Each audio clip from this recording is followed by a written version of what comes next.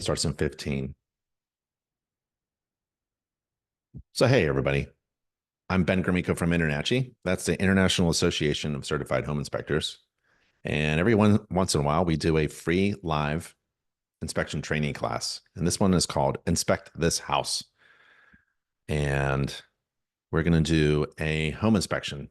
We're going to review a home inspection that I did. We're going to take a look at the inspection report. We're going to look at all the defects that I find. And we're going to learn how the home works and what my client wanted to know about the home before they bought it, and what did I tell them. And we do live webinars on nachi.org/webinar. Go to our nachi.org page, and we're right there. So nachi.org page, we look like this. We're having a big event in Texas. So if you're in Dallas, Texas, near the end of the year in October, in the middle of October, October 16th, 17th, and 18th, we're having a big Texas Inspectors Convention. But it's open to everybody, whether you're from Texas or not. So come on over. And we just had a big convention in Orlando. So we had 1,000 people and 1,000 inspectors. So we'll see probably hundreds of inspectors in Texas. That'll be good. Good food. And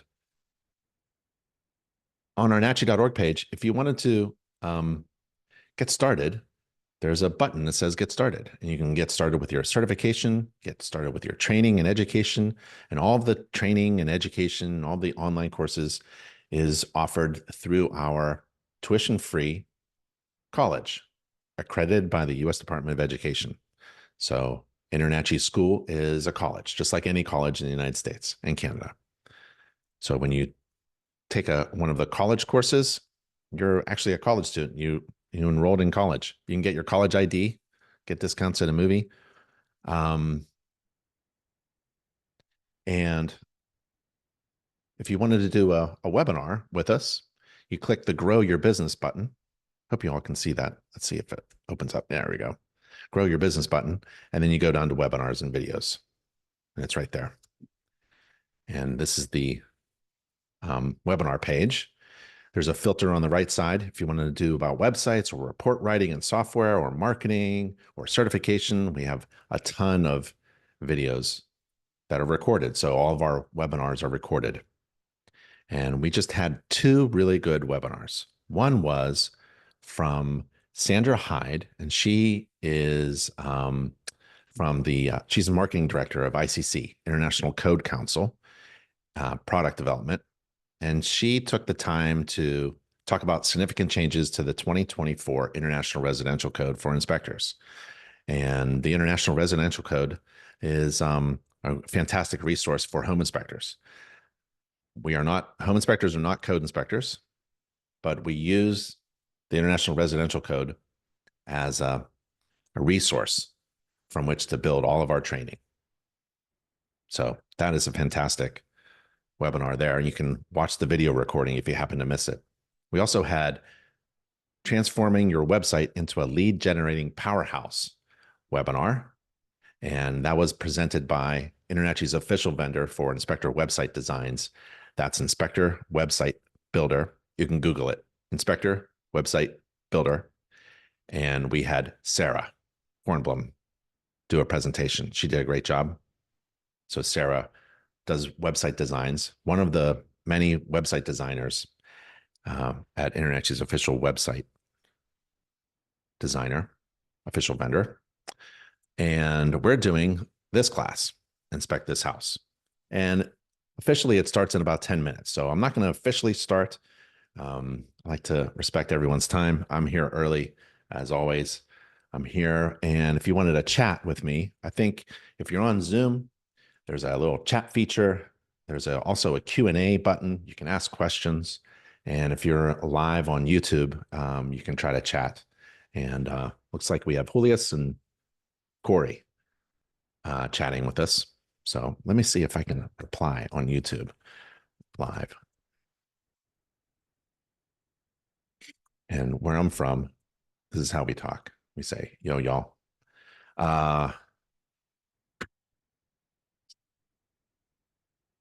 see me on YouTube. Check out this. I was in an attic a while back, and let's see, there it is. Do you know what this is? See this down here? I didn't take a closer up picture. I should have. Have you ever seen anything like that? This was in an old home, which we're going to inspect today during the webinar. And it was in an attic, unfinished attic. And I was like, what is that? I actually had to look it up using Google image searches. Devin says he knows what it is. You know what it is? Anybody? 5, 4, 3, 2, 1. I'll show you what it is. It's called a glass radio strain insulator. And radio strain insulators were used to insulate either end of a wire antenna from the tower or other mounting hardware. The smaller styles were frequently used by ham radio hobbyists for backyard antenna installations. That's really cool. So I had to look that up. That's what that is. So we had a ham operator, I guess. Where is that picture? These are my, you can ask, there it is. So this was in a house built late 1800s. And oh, it's an electrical insulator. Yeah, right. But the small one, Devin, was for ham operators, and it made a lot of sense, right? I actually see the antenna wire here. This is a support and an antenna wire for the ham operator. That'd be kind of cool, to see that happening. And then another question was, did you ever see, since I was in an attic of an old historic home, do you know what these wires are? Oh, thanks, Corey. On YouTube, Corey gave us a compliment. Keep up the good work. No, you keep up the good work, right? You're doing the hard work out there, you home inspectors. You're doing an amazing work out there. We're just here to support. Yeah, Devin says knob and tube, right? So that's knob and tube wiring. This is the wire, insulated wire, and it's live. And this is the knob to support it. And then sometimes these wires will go down like this into a floor joist. And if it goes through the floor joist, it'll be going through a tube. So the ceramic is holds it in place without conducting electricity. This is an ungrounded, non-ground. There's no grounding wires for this type of wiring system. And in the United States, it was used from late 1800s to about 1940. And it's just a bad idea now. So if you see it, probably just recommend it to be replaced. I mean, there's an argument to be said that if it's working, if it ain't broke, don't fix it. But nowadays, it's just a bad idea to have. One of them is you can't bury it in insulation because they overheat.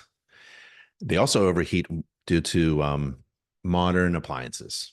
Computers generate a lot of energy, use a lot of energy, and those wires can overheat. And old wires get brittle. Everything gets brittle when it's old, and it's not grounded. Those are some of the problems with it. Now, if everything's great, great. But if one of those factors is wrong, it becomes an electrical hazard and a fire hazard. And it's so bad that sometimes you'll have an old home that can't get homeowners insurance because they have knob and tube wiring. It is really rare to come across these, but this was done. I did this inspection a while ago, and in my area, we had older homes. So here's a knob here, and here's a tube going through. So I'll show you more of those. And this is the other problem with knob and tube wiring. When you have a modern wire connected to antiquated, hazardous wires, right? These connections are not very good. This is a fire hazard electrical problem. You really just can't do this. And then you can see this wire here. So this is a 3-wire. This is a grounding wire. It really should be connected. um, at the end of this wire, someone's going to rely on maybe the grounding being connected, right? So there's all kinds of reasons why this is just a no-go anymore. Just can't have it anymore. Here's a tube. So we saw the knob. Here's the wire here, and it goes into a tube, and this is going up through the floor into a wall, probably a wall cavity. And it kind of looks like that. So if you're a home inspector and you come across that, I would recommend, just replacing it as tagging it as a material defect, because there's a lot of problems associated with it. So if you take one of the electrical courses at InterNACHI School, accredited college at internachi.edu, never go to an unaccredited school. Always look for that edu. You'll learn about all these things, from the very old wiring to the most modern stuff based upon code. So there's the tube and the knobs. All right. Looks like we've got 3 minutes. Yeah, Devin. Right, Devin. So Devin says, homeowners have improperly added onto them. Exactly. Just like this. Perfect example. You're right. Spot on, Devin. All right. We had about 160 people register for the webinar, but a lot of you are doing home inspections, which is fantastic. You don't have to attend a live webinar. You're going to get a video recording. So everyone who registers for a webinar gets an email about the video recording, so you never miss out.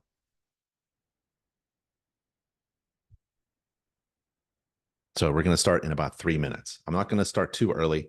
I'm just here to chat. If you have any questions, feel free. Get your coffee.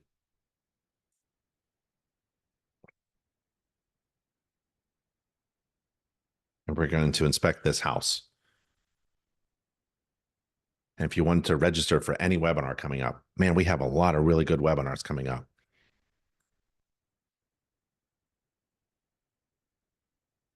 We're doing this webinar here, Deciphering the Mystical Language of Builders. That's by Philip Dancer. He's fantastic. He does a lot of pre-drywall inspections, a lot of phase inspections, rough-in inspections for homes being built or under renovation or new homes. And he's also teaching a class at the House of Horrors in Pennsylvania. We also have vendors who come on by and tell us about their products and services. And this is Inspectogram. And then I do tips for inspectors. I'm doing a business and marketing tips for new inspectors. Some of them are just for Florida inspectors. I do those special ones, but usually they're for just about anybody, whether you're new or veteran. We'll go over the business and marketing tips for new inspectors. So join us for a free live interactive webinar. Bring your questions. And if you can't make it, register, because all the webinars are video recorded, just like this one.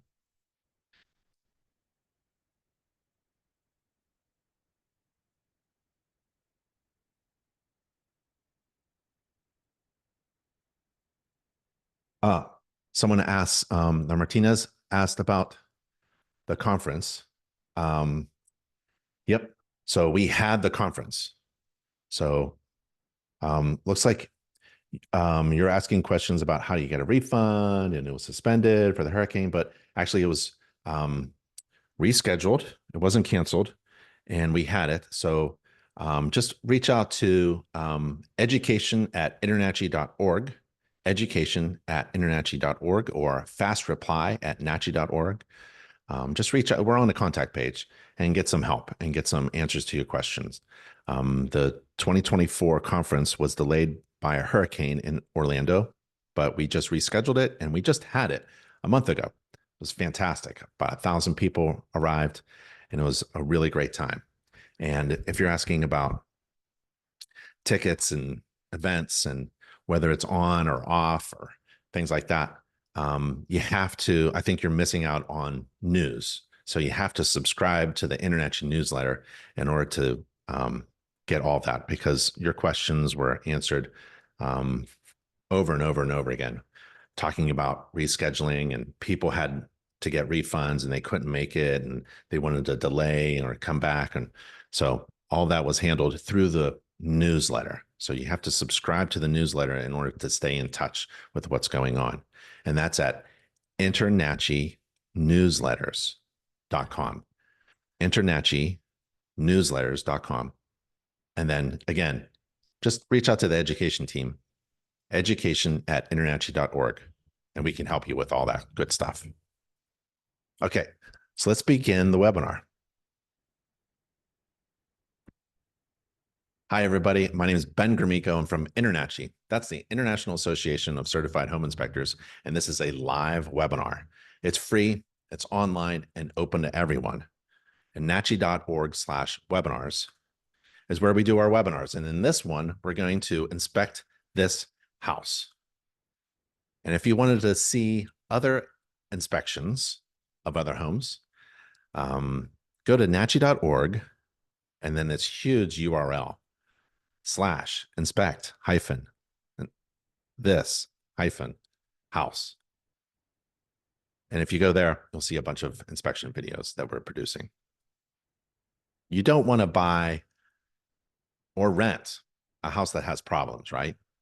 So home inspectors teach people how their homes or apartments or condominiums work. And they also explain what needs fixing. For example, what needs fixing here? Do you see a problem? Now, if you are attending the webinar, live webinar, feel free to ask questions. If you're on YouTube, I think we're live on YouTube. You can text us there. If you're on our webinar system on Zoom, you have a Q&A button, and you have a webinar chat feature as well. You can chat. So right now we have a problem. There's water puddling up right next to this house foundation. It's a masonry stone foundation. This is an old house built in late 1880s. And this is a stone pier at the front porch, a column. And there's just way too much water puddling up. It's raining right now during the home inspection, which is fantastic. I love to do home inspections during the rain, but we need to extend this far away. You want to get water as far away from the foundation as possible, even if it's the front porch foundation, whether it's made out of wood or masonry. Do you see a problem here? What needs fixing here?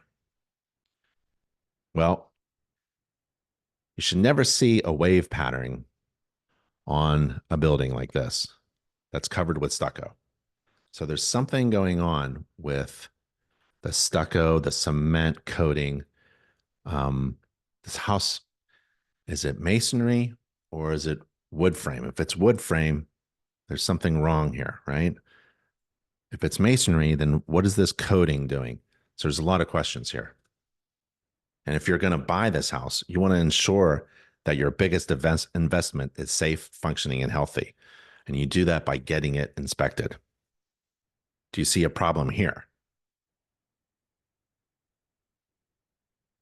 Hey, Ron, how are you? Ron's chatting.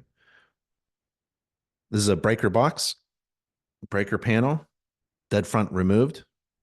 And I'm looking for the size of the wire in relation to the size of the breaker. And the breaker size can't be too big, can't be oversized when connected to a small gauge wire. This will overheat and cause problems.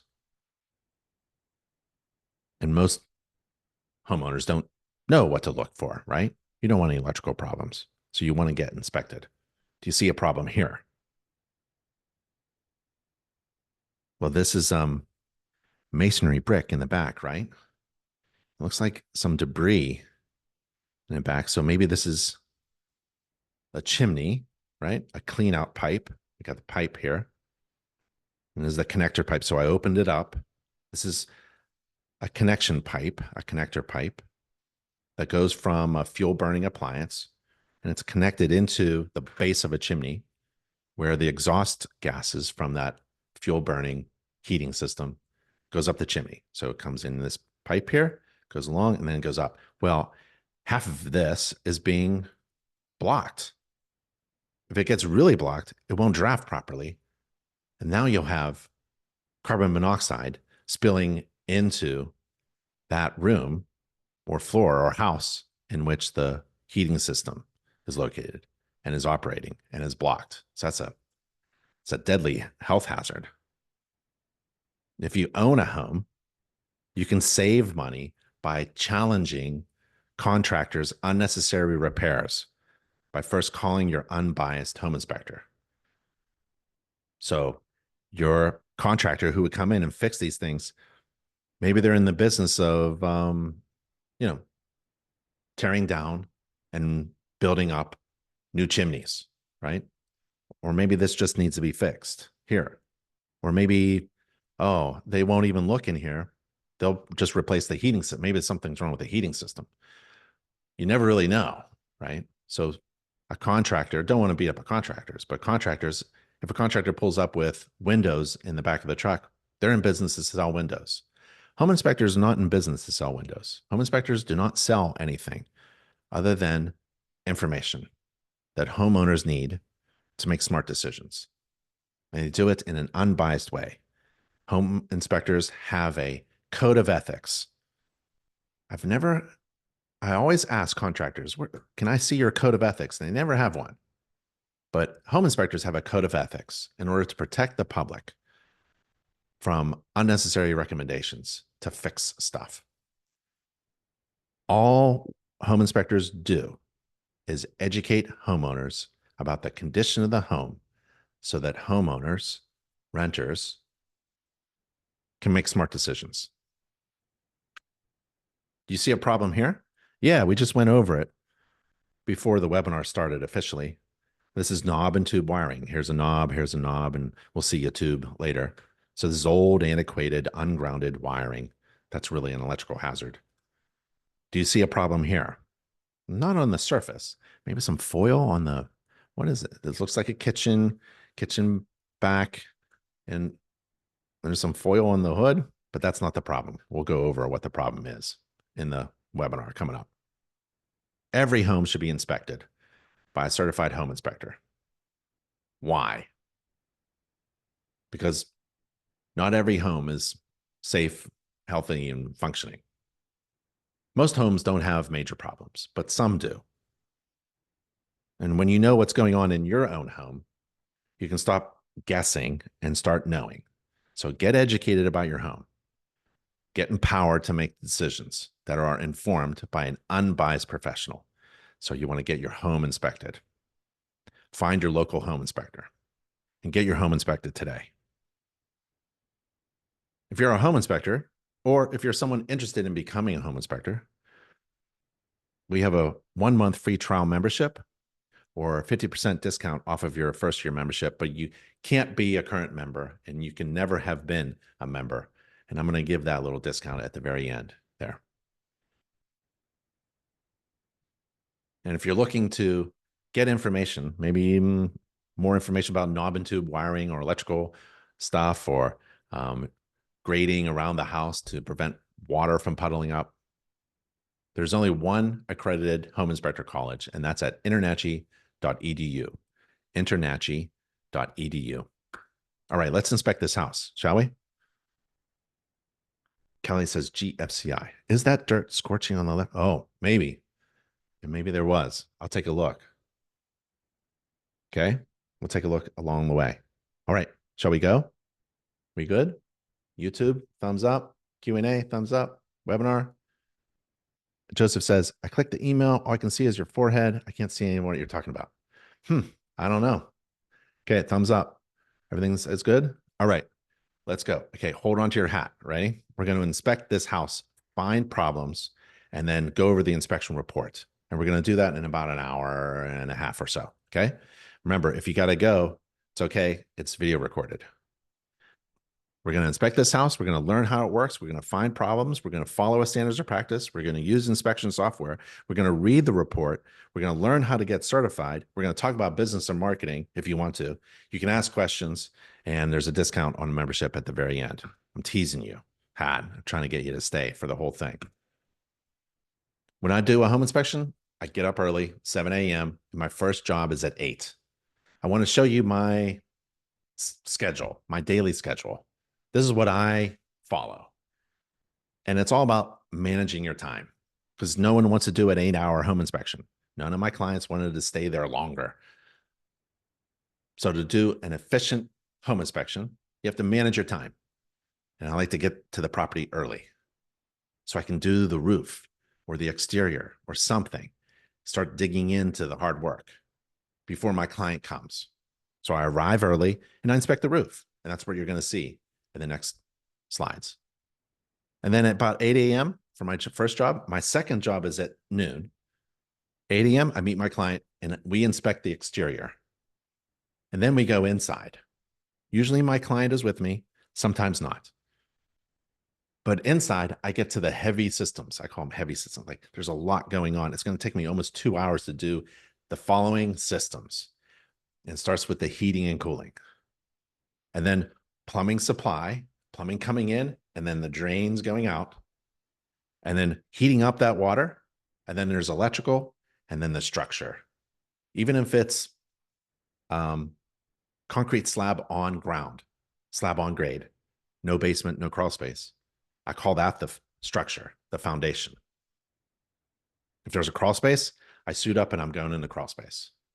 That's going to take me a while, about 2 hours after my official start time. So if it's at noon, 2 hours later, I'm in the attic. If it starts at 8, 2 hours later, 10 a.m., I'm in the attic or whatever is just below the roof. I inspected the roof first on the outside, the top part, the covering. Now I'm inspecting underneath where maybe there's a space and some insulation. And then I move through the interior. I'm basically finishing up in about an hour. That's all it takes. The rest of the house, the big stuff, the important things, I spend more time on. And those are the big systems. If you wanted to learn how to inspect any system or component of any system, the InterNACHI School is an online accredited college, and it's tuition free for InterNACHI members. There's no tuition at the InterNACHI School. Learn about any component of any system of any kind of house. And it's learn at your pace, an open book. Okay, so I'm moving through the interior. I'm doing the bathrooms. I'm doing the laundry room somewhere. There's a laundry room. Maybe it's down in the basement. Maybe it's upstairs. And I'm also inspecting the garage. Carport is the exterior. Attached garage would be, on the first floor near the kitchen, something like that. And then I finish up in the kitchen, right? So I'm doing all these systems, and I do this every time on every house, no matter how big it is or how small it is. So I don't miss anything. I get into a pattern of doing inspections. Once you get into a pattern or a process of doing inspections over and over again, defects are like stumbling blocks. They just jump out at you. It's a very strange feeling, right? So if you're a home inspector, find a way to develop a process. Later on, when you want to expand your business and go into a multi-inspection firm, you want that process you want it written out, really. And also you want to train inspectors so that they can do what you have done. Over time, anybody can be a fantastic inspector. Just need the right training. So go to InterNACHI. At 11 o'clock, I want to wrap things up, take my time, summarize my findings, talk to my clients, tell them I'm going to take care of them for the rest of their lives while they're in my neighborhood, our neighborhood. I'm going to tell them about my summer party that I have for all of my clients. I'm going to tell them about my blog, my newsletter, tell them the most important thing is whenever anything happens in the house, roof leak, plumbing leak, electrical something, call me so that I can educate you so that you can make smart decisions. Don't call up a contractor real fast. Let me come over and I'll take a look at it. Usually those are for free. You can charge for that service as well. At the end of the inspection, I make sure that I get a good Google review or um, a video testimonial, or you can do a survey, or at least send it out. But just make sure your client is 100% satisfied. And if they're not, this is the time to address all that. Make sure the agents are really happy. There's family members, everyone's happy, right? With your inspection. They feel empowered with the information that they need to make the next move about the home that they love. And then I get paid. And I like to get paid just like a real estate agent gets paid, but it's 0.1%. Agents get paid 3%. Dual, it would be 6%. That's a lot of money, but we're not asking for 3%. I wouldn't ask for 3%. That's 0.1%. So what you do is that's the price of the home divided by 1,000. 1/10 of 1%. Oh, and additional inspections. So I get paid for additional inspections as well. So one of the best ways to make more revenue as a home inspector is to offer more services that my client wants. Just overwhelm them with incredible, valuable information. And at InterNACHI, we just don't train home inspectors. We train mold inspectors, radon inspectors, termite inspectors, infrared inspectors, roof inspectors, electrical, septic, every kind of inspection you can get trained and certified on. And then you offer those services to every client, like a one-stop shop. Okay, let's inspect this house. Yep. The starting point for every great home inspection is a standards of practice. And ours at InterNACHI is open to the public. You can take a look to see what home inspectors are required to inspect and what they're not required to inspect. There's a lot that I'm not inspecting. I can't see everything. Can't see through walls. Can't see things that are covered up.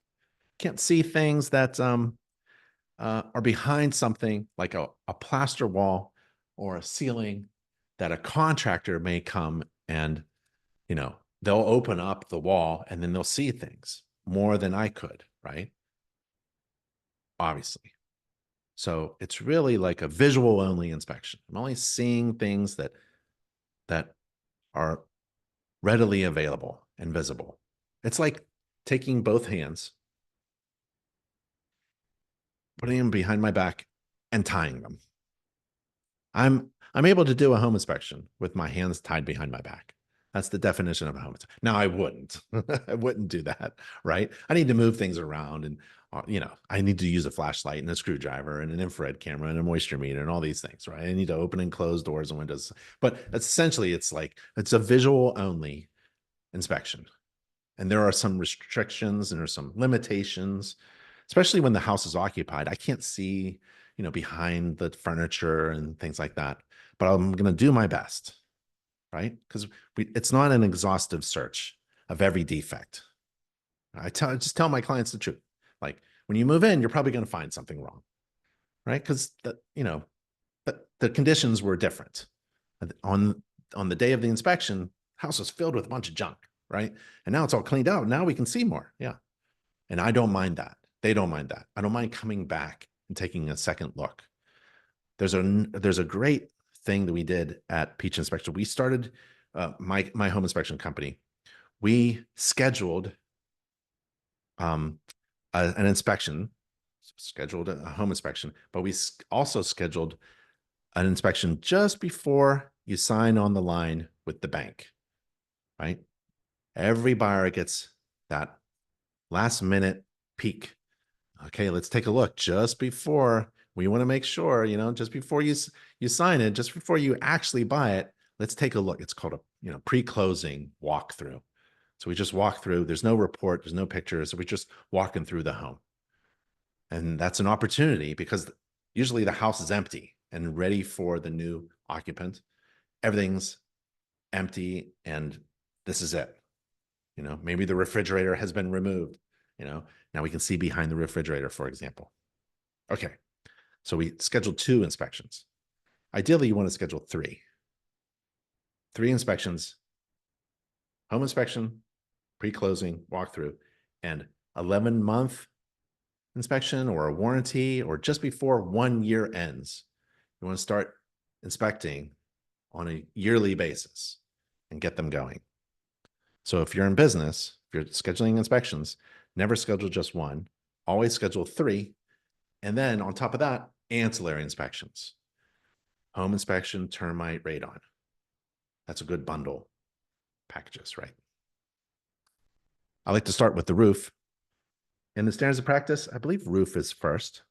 Let's go there. Let's see what the standards of practice looks like. Here's what the standards of practice looks like. So the home inspection standards of practice, and there's the roof is first. Roof, exterior, foundation, basement, crawl space, heating, cooling, plumbing, electrical, fireplace. And it's basically, this is what it lists all the things that a home inspector is supposed to inspect, right? So under roof, for example, it says, the inspector shall inspect from the ground level or the eaves. Oh, not from the roof itself? Nope. A home inspector is not required to walk on any roof unless your local jurisdiction that's regulating home inspectors requires you to, right? So Texas is one of them, right? Standards of practice says get on the roof unless it's not safe or available. So there's always some exception to a requirement when the conditions are not safe. So if the conditions are not safe for you to walk on a roof, don't. A small fall from a roof, a short fall from a roof could be fatal. It could really hurt. I'm going to inspect the roof covering, the gutters, the downspouts, the vents, flashing skylights, chimney, and other roof penetrations and the general structure from the roof. And I'm going to describe the type of roof covering and materials. Roof covering materials, that's the stuff that I can see. I can't see underlayment, I can't see fastening. I can't see a lot of the flashing. And I'm going to report as a need of correction anything that's actively leaking, right? So roof leaks are really important. So let's go back. I'm on the roof. I carry big, tall ladders. You can do this from a drone. You can do this from an extension pole, non-conductive. You can get up there in some way from other advantage points. You have to inspect the roof. If you don't inspect the roof at all, you got to tell your client, hey, I can't even see the roof. That happens. So it's good to get a drone. You can become an FAA drone pilot by taking the training to help you pass the exam through InterNACHI. So this is the roof. It's an asphalt shingle roof, 3-tab roof. It's fine. It looks good. I don't like the flashing. So that's my opinion. And I base it upon code. So code has requirements and provisions and manufacturer recommendations. And what I know is that there's flashing in between things. So in between the roof covering material and the side of this chimney, there's pieces of metal and it's called flashing. It could be a continuous sheet of metal or it can be step flashing like this, pieces of metal. And then the top edge is where it goes wrong sometimes. This top edge can open up and allow water to get in there. Even if it's sealed really well like this, there could be places where this is not working.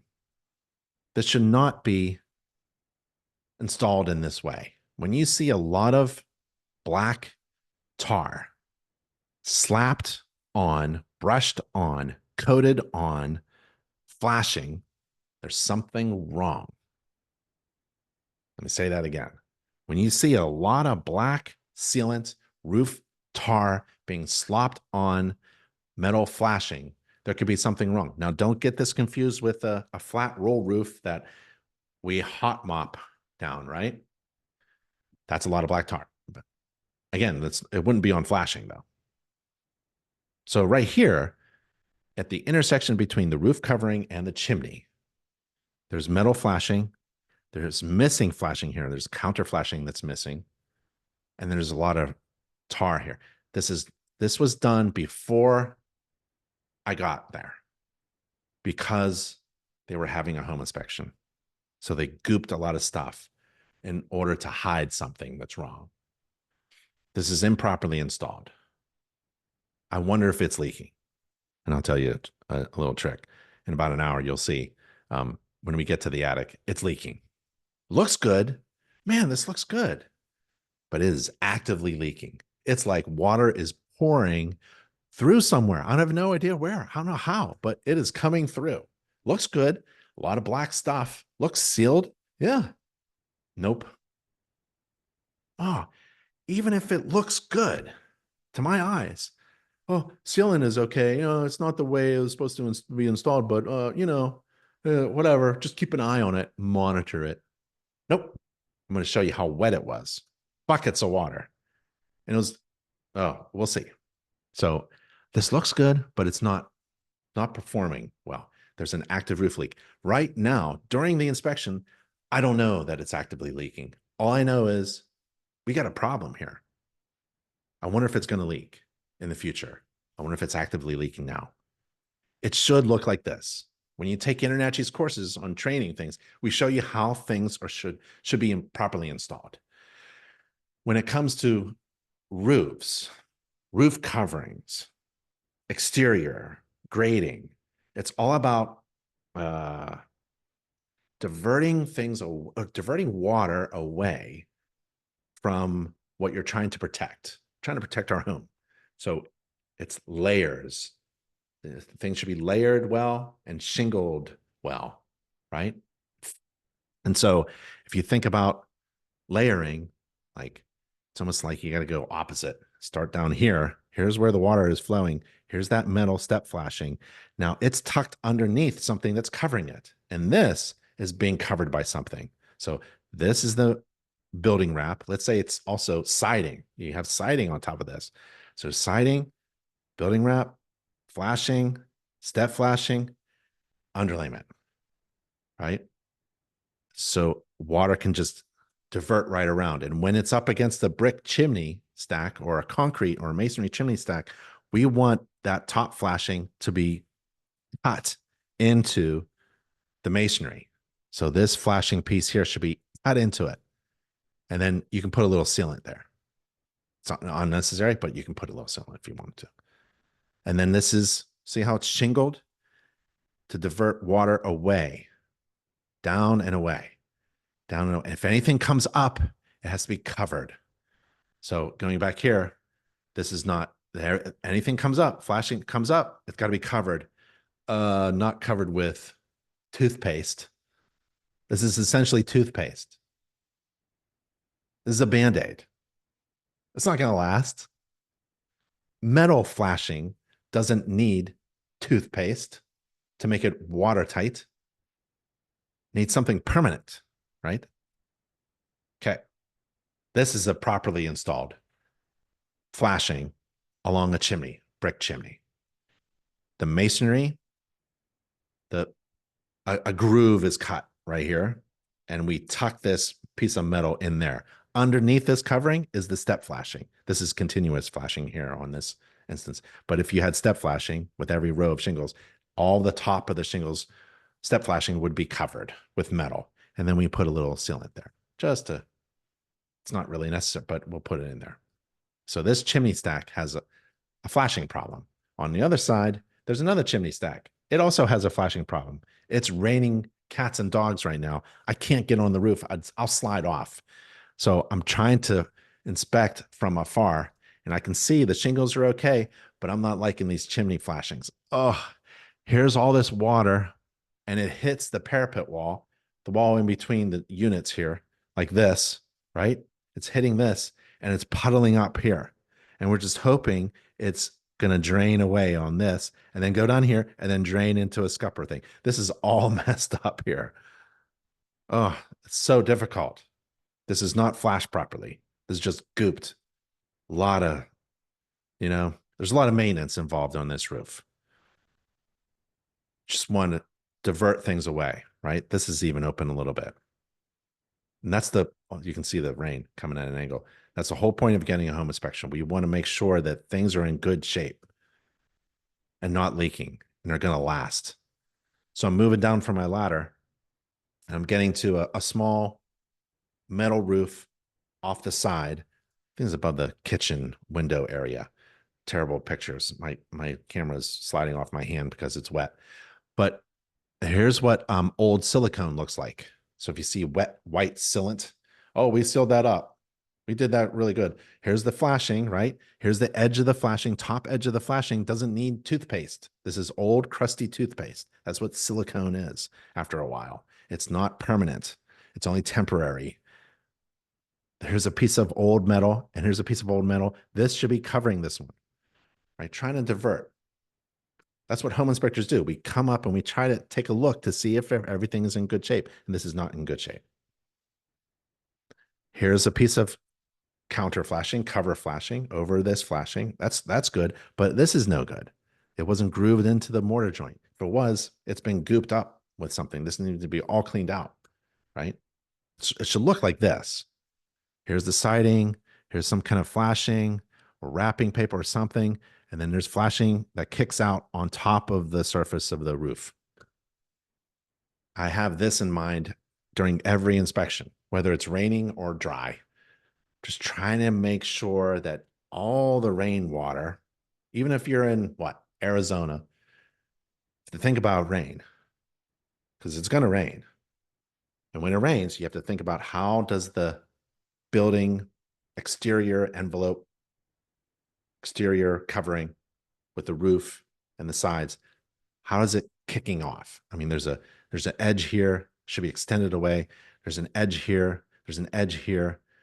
There's an edge here above the windows. There's an edge here above the railing of the deck. There's an edge here below the windows. There's an edge here at the ledger board of the deck.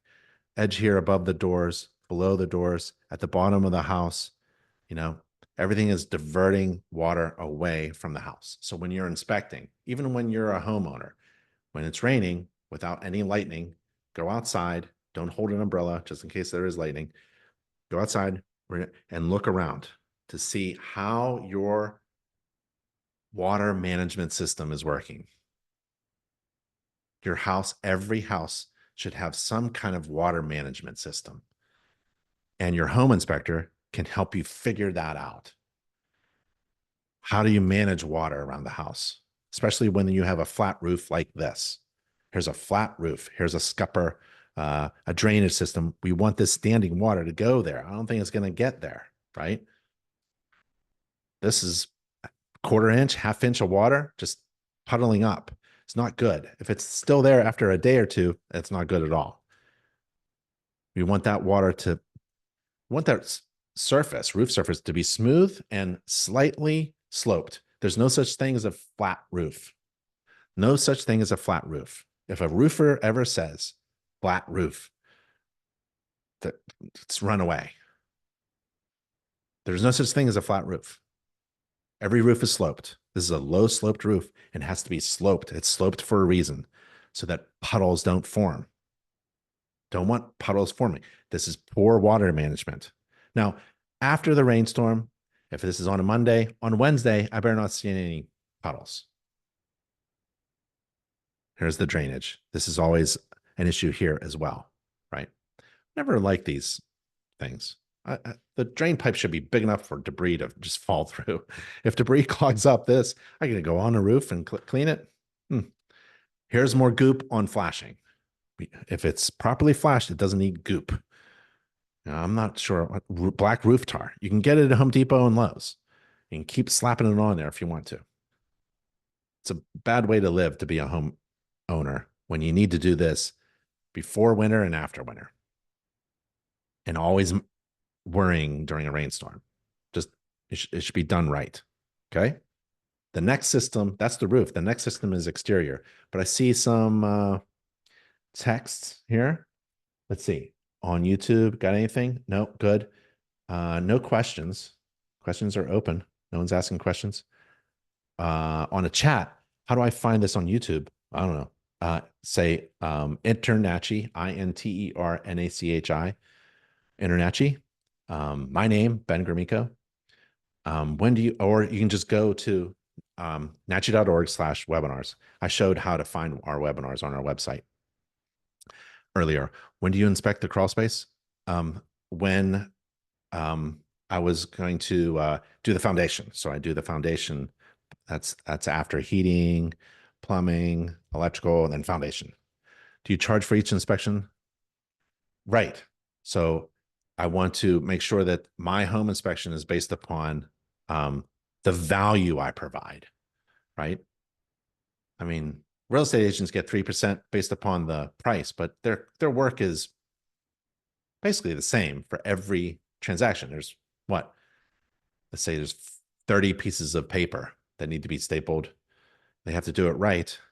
It's very important, but the work doesn't increase when the size of the home goes from 2,500 square feet to 5,000 square feet.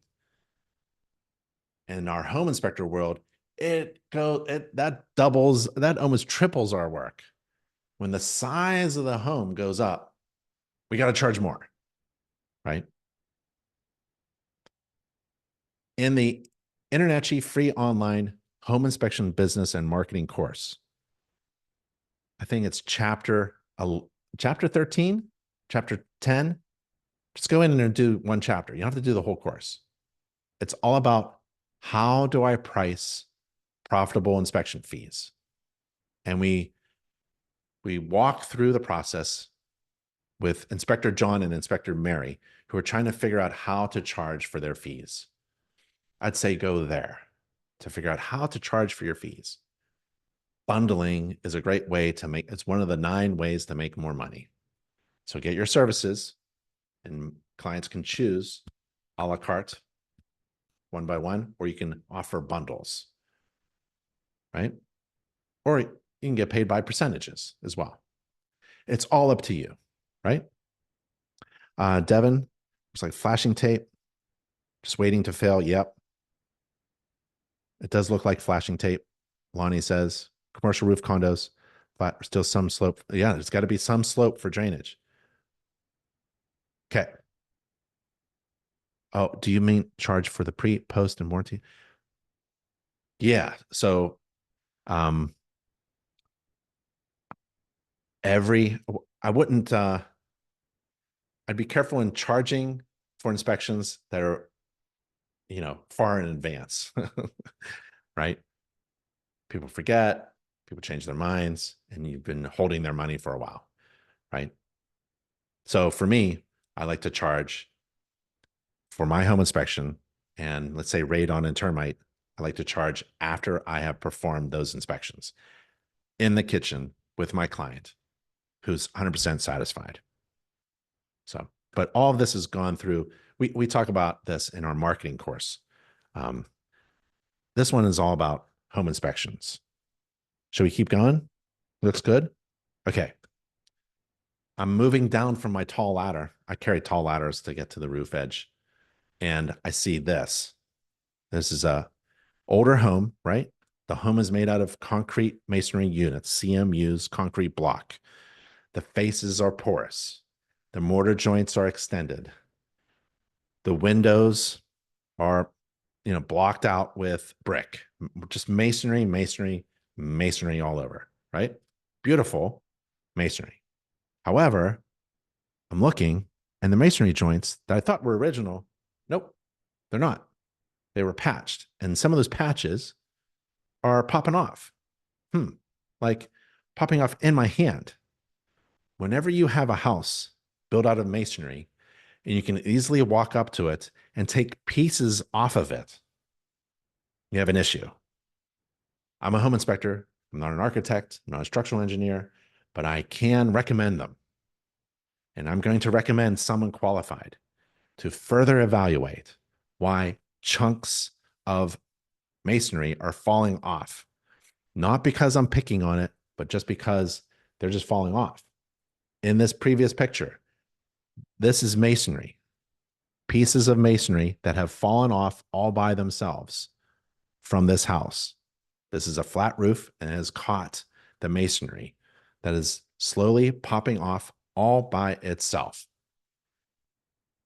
And it makes holes like this. Holes for wind, water vapor, moisture, rain. This is a hole now. Bunch of little holes and gaps. I know this wasn't original, right? This flashing here is called capping. It's not really flashing. It's like capping. It's like something that covers up, right?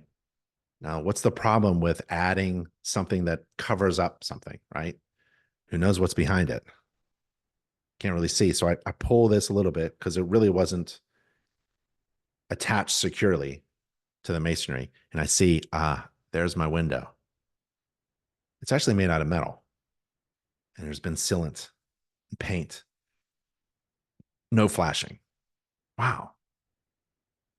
This is a way for what to come through. So there's my, did I say window? So there's flashing. Did I say flashing? There's metal flashing, rusted, right? And then there's in here is that wood frame of the window, wood frame of the window with flashing. At least we've got some flashing here, but the capping to make it look good is not watertight. So what we have is just basically water running down the masonry exterior and getting behind the capping.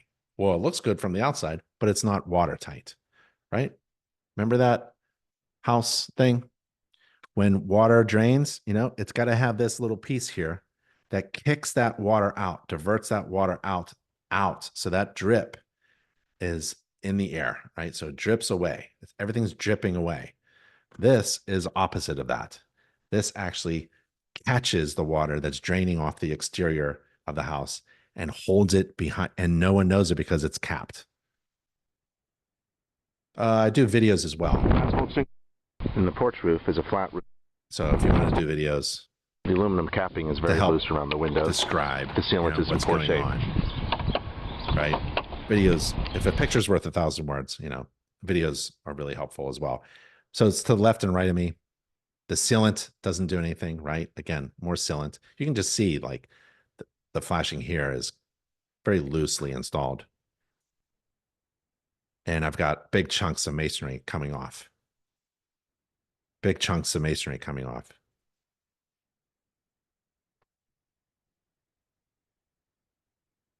I'm going to inspect a representative number of these areas. I'm not here to do an exhaustive search of every flashing problem. That's not what a home inspection is.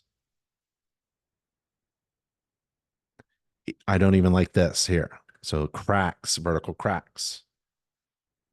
So wait, I see the house is made out of concrete block, but why are some of the places like this? Like this is concrete block and so is the neighbor, but they coated over it, right? So now they have coating. They have coating over a masonry, stucco, cement-based coating on top of the concrete blocks. Why did they do that? Don't know.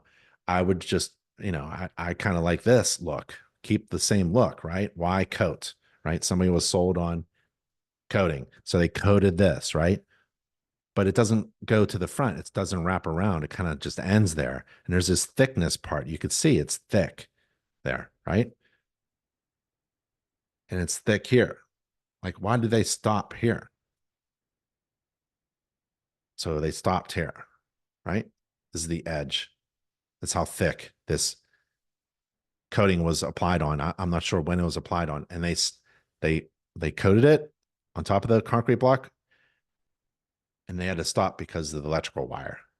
They couldn't figure out how to remove the electrical line and coat the rest of the house. So they just stopped when the electrical line got in their way. And so the bottom also is here. I'm sure there's a piece of wood here or something, but it just feels like it's loose. It's not attached well. So when I inspect any kind of masonry, I'm looking at it closely and I'm locking on it as well. I'm pushing on it. I'm trying to pull on it. Any flashing loose, we don't want loose flashing. And I'm actually trying to feel if it's a solid hit. Like if I touch something that's solid, it sounds different than if it's hollow, right? So, go outside right now, not right now, but today, and like knock, push, touch the siding of your house. What's it made out of? If it's wood, great. How does that sound in comparison to maybe some masonry part of it, right? Or take a look at the flashing around the windows. See how they're sealed. If it's masonry, is there any point where there's like something going through the masonry that causes it to crack? So this is a downspout. There's a downspout. I'll call it a nail, a fastener, a hook, and it's going into the masonry and into the masonry itself of the house to hold the downspout in place, but it has caused a crack. So this crack is open to water penetration. You can see the waviness pattern of this stucco on this house. The waviness pattern is not a good thing. It's like it's losing its adhesion in these areas. So remember, this is concrete masonry block. I think that's in great shape. I think this exterior is not in good shape at all. I think somehow maybe there's mesh that is applied horizontally and the edges are peeling off. I think. I don't know. Just all over, there's large cracks, and it's just not good. You should never see a pattern like that when you look up at essentially a flat surface. This ain't flat. The bottom is okay. This is the foundation wall. This is a poured concrete or concrete masonry unit with exterior coating. Something. This is good. I'm not worried about that. When I get up, this is what I'm worried about. Water going in here. Water getting in here, coming down the wall and getting in there. What's going on behind all of this? What's going on behind all of this? You can even see a large chunk right there. This house exterior coating is just falling apart. I don't think the house structure is a concern. This coating that they did poorly is the concern. You should never see, look at that. Oh, these cracks and gaps. This is the waviest stucco I have ever seen in my life. Wavy, cracky. Just, it could be serious too, because what if you can imagine like one chunk of this, it's got to be 30 pounds coming 30 feet, could really nail somebody. And any surface that's penetrated by something is questionable. Like, how did they flash around that? It's just large chunks all by itself. So we're thinking of all kinds of stuff. Like, if you take an international course like the moisture intrusion course or the exterior course, you'll learn about capillary action, where a porous material like masonry can absorb moisture into it, wicking, using surface tension and capillary action and wicking, and water can move vertically and laterally like there's no gravity. A masonry block house can wick water from the ground all the way to the roof easily, just slowly wicking up water, unless there's some kind of break or some kind of protection layer. So like a coating or a literal break, like a thick mill plastic or something like that, or flashing. So masonry is all about, for me, the structure. Is it built well? Are there holes or cracks through which bulk water can go through? How's the flashing for that water to move? And then there's the capillary action, water vapor, movement. I mean, things go from very wet to very dry. Thermodynamics is a fun thing to study at the International School in our building science courses. You learn about thermodynamics, and like things go from wet to dry. So when you have a dry masonry structure and you sit it in something that's wet, like the ground, where there's water puddles all over the place, a lot of crazy stuff can happen. Here's a window here. We're going to take a look at that window on the outside. I don't like that there's this little ditch here. There's a hole. This is not an emergency egress window, essentially. I don't know why they just put that. They should have some kind of drainage here. I'm not sure what's going on down here. But the flashing is not right. So this is the front deck, front porch. Remember, this was the first picture that we looked at where the downspout was not discharging water far away from the house. And here's stone. And every rainstorm, water puddles up, and this stone wicks up water. Right there. This is masonry. It's porous and just wicks up water through capillary action. Underneath the front porch, hey, it's a new front porch. Pressure treated wood, got joist hangers, ledger board, bolts. This is great. This is really great. I'm really happy. Supports are there. That's fine. The beam, load-bearing beam is good. So the front porch, the understructure is really good. So I'm kind of happy about the porch.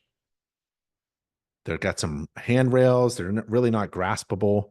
That would be my only thing. I mean, it's difficult to grasp that. And I take a look at all the walks and the sidewalks and things like that, looking for trip hazards. There's the front deck. And it looks good there. All exterior receptacles should have GFCI protection, ground fault circuit interrupter protection. This one doesn't. It's original to the house. I think Edison made it himself. And the railings are good.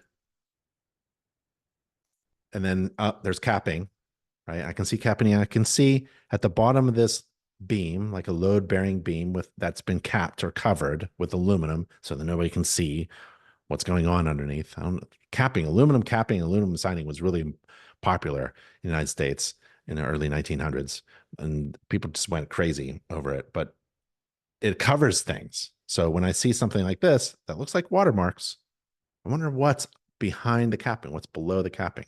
So here's a load-bearing beam here in the front porch, masonry column here, holding the ends of the load-bearing beam. That's really nice. I don't care about this ancillary stuff. I'm just looking how this is looking. It looks okay. Looks okay. It looks good, except warped capping on this beam. On this load-bearing beam here, on this end, the capping is warped. And it's warped in a way that suggests this is hanging like this. This is coming down, and this is coming down here to this low point. This is a low point in this horizontal load-bearing beam, and it's covered with aluminum, and I can't see what's going on, but that's the low point. There shouldn't be a low point in a beam, especially in this location. Maybe in the middle with some deflection, but something's going on here. And look what's over here. Water. What is water doing here below the load-bearing beam here on the inside of the column? About a foot. Why is it going this way? That's what masonry does. Masonry just loves to suck it like a sponge. It just sucks up water. I think we have a roof leak here, and I can't see it.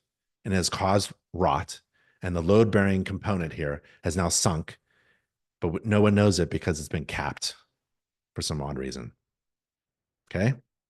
I can't get to it. Look, I'm trying to pry open my finger. I can't see what's there. It's the fasteners there. I'm not going to remove the fastener. It's a visual only, remember? Visual only inspection. But man, the rain is coming down. It is really rainy. Lots of rain there. I want that water to get far away, push it down the street to the street drain.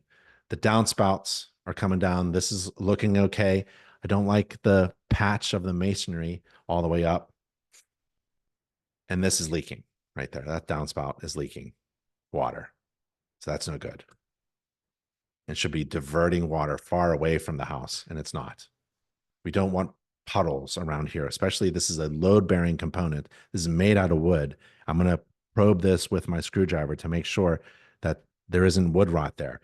This is wood inside it's not resting on top. This is stuck inside the masonry. That's not good either.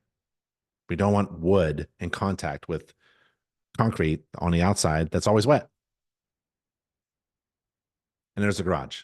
You can see the amount of water coming out during the home inspection. It's a really great time to do a home inspection or a walk around. If you're a homeowner, just walk around your house during a rainstorm. We take a look at the water spigots. They should be frost proof. This wasn't. There's the water meter on the outside. Here's the gas meter. It's kind of being pulled down. It's off. It's okay, but there's a way for gas meters to be installed correctly. There's the main water gas shut-off valve, and it's going into the house there. I'm not sure why it's tilted, but it is. Before we get to the heating and cooling, how are the questions here? What type of stucco is the coat? It's cement coating. I don't know what type. I'm not doing any core drilling. It's not my job. Wood can do the same. End grain is nothing more than glued straws. What other spigot? Yeah, wood can do the same thing. Exactly. That's why wood rot exists, right? For masonry, wood rot is spalling, I guess, right? So spalling is caused when masonry absorbs water, and if it's in a cold climate, that water will freeze. I think it expands like 9% of its size or something like that, and then pops the masonry off, right? So you also, if it's dry and you're wondering if this masonry gets wet, if there's efflorescence on it, it could be a sign of prior moisture problems. So efflorescence is that salty, white, powdery stuff that's sometimes on the surface of a masonry wall that has gotten wet and it has absorbed the water, which has salt deposits in it, and it has evaporated, right? So look for efflorescence. Was that water spigot penetrating through a window frame? Yeah, because they didn't want to go through the masonry. So let's just go through and it's supposed to be frost proof as well. So this is a cold climate. I believe this house is in Pennsylvania. So this is the easy way to get water outside, and all the lines going in too. No one wants to do it right through the masonry. No. Okay, heating and cooling. How about YouTube? Are we good on YouTube? Anybody commenting on YouTube? No, it's all right. We got a good conversation going. Heating and cooling.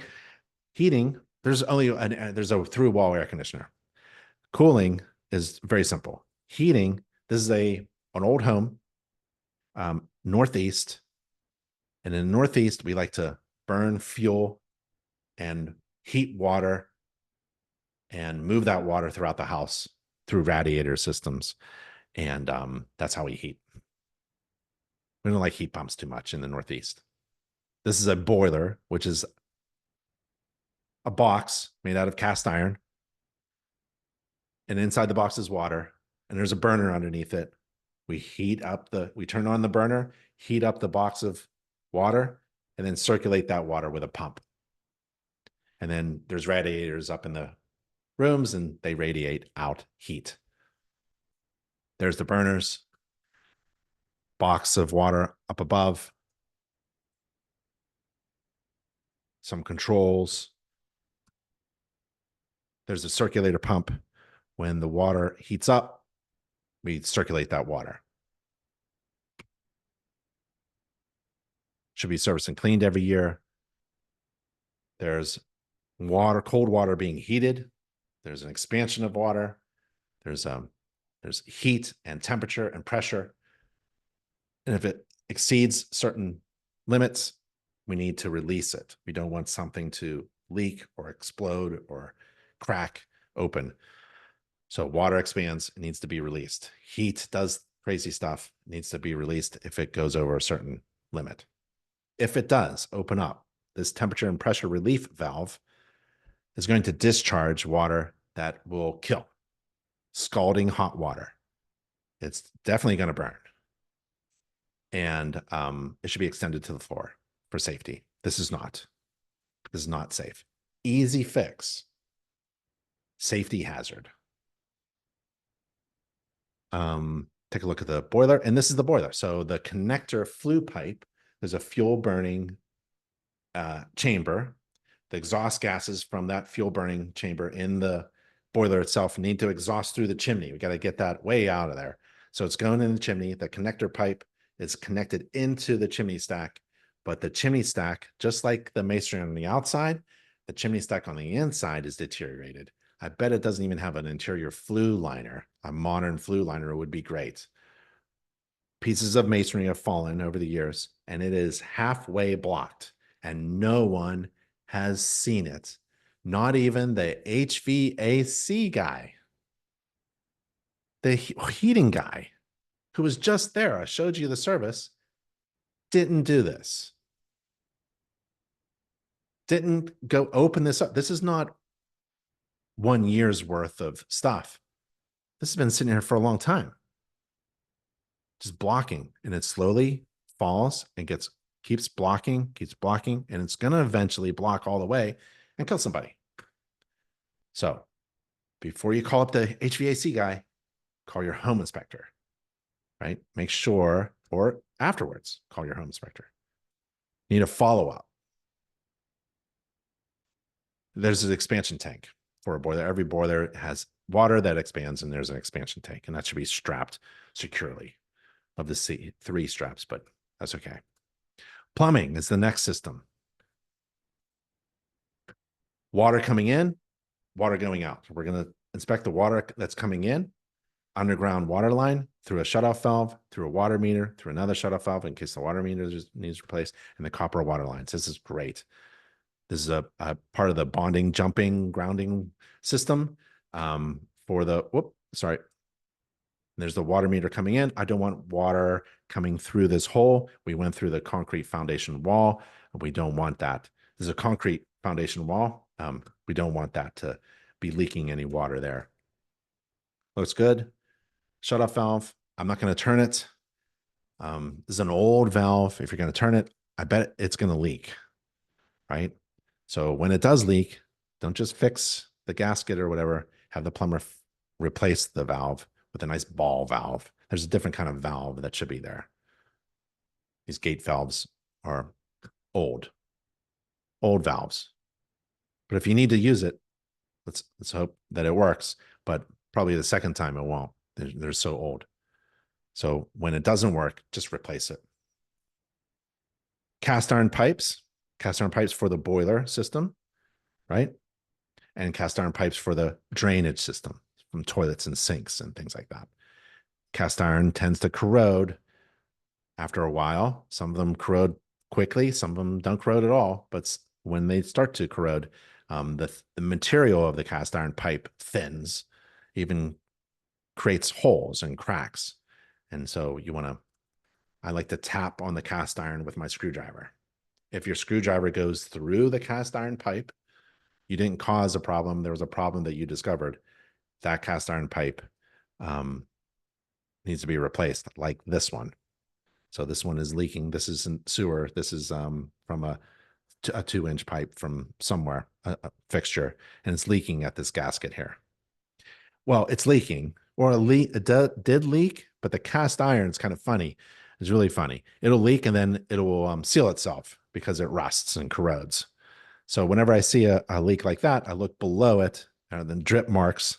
That means it's leaking. It's an active leak. It's not wet now, but when it leaks, it corrodes, and then it'll leak again, and it'll corrode and stop leaking, right?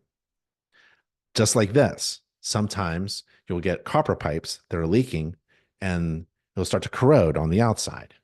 There's some indications of an active leak, and these deposits will actually seal the leak. So what I do as a home inspector is, I don't care if this is actively dripping or not. This is an indication of an active water leak that needs to be fixed.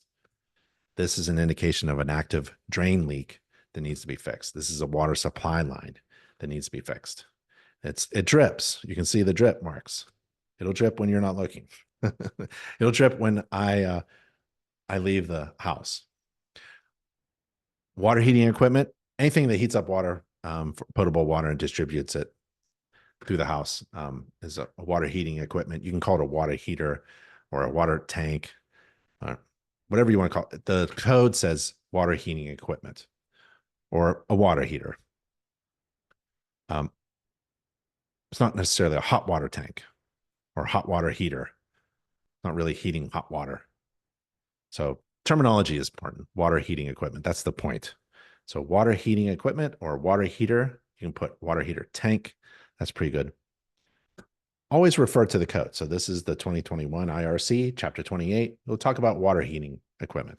So when you are looking at this tank, you're actually looking at it through the eyes of a code inspector. When I look at this tank, I'm thinking about code, requirements on installing it, provisions to make it safe and functioning, things that are listed in the code, not what the guy who installed it says. Probably very knowledgeable master plumber, but they should be installing it according to the manufacturer's recommendations and building code. So that's why when you take an InterNACHI course, you're essentially learning standards, building standards, best practices, manufacturer recommendations, building code. We refer to building code a lot. According to code, there should be a shutoff valve. Not according to my uncle, not according to your neighbor, not even according to the master plumber. Building code requires a shutoff valve, a gas shutoff valve. This hot water tank, amazingly, doesn't have a gas shutoff valve. Crazy. Some master plumber.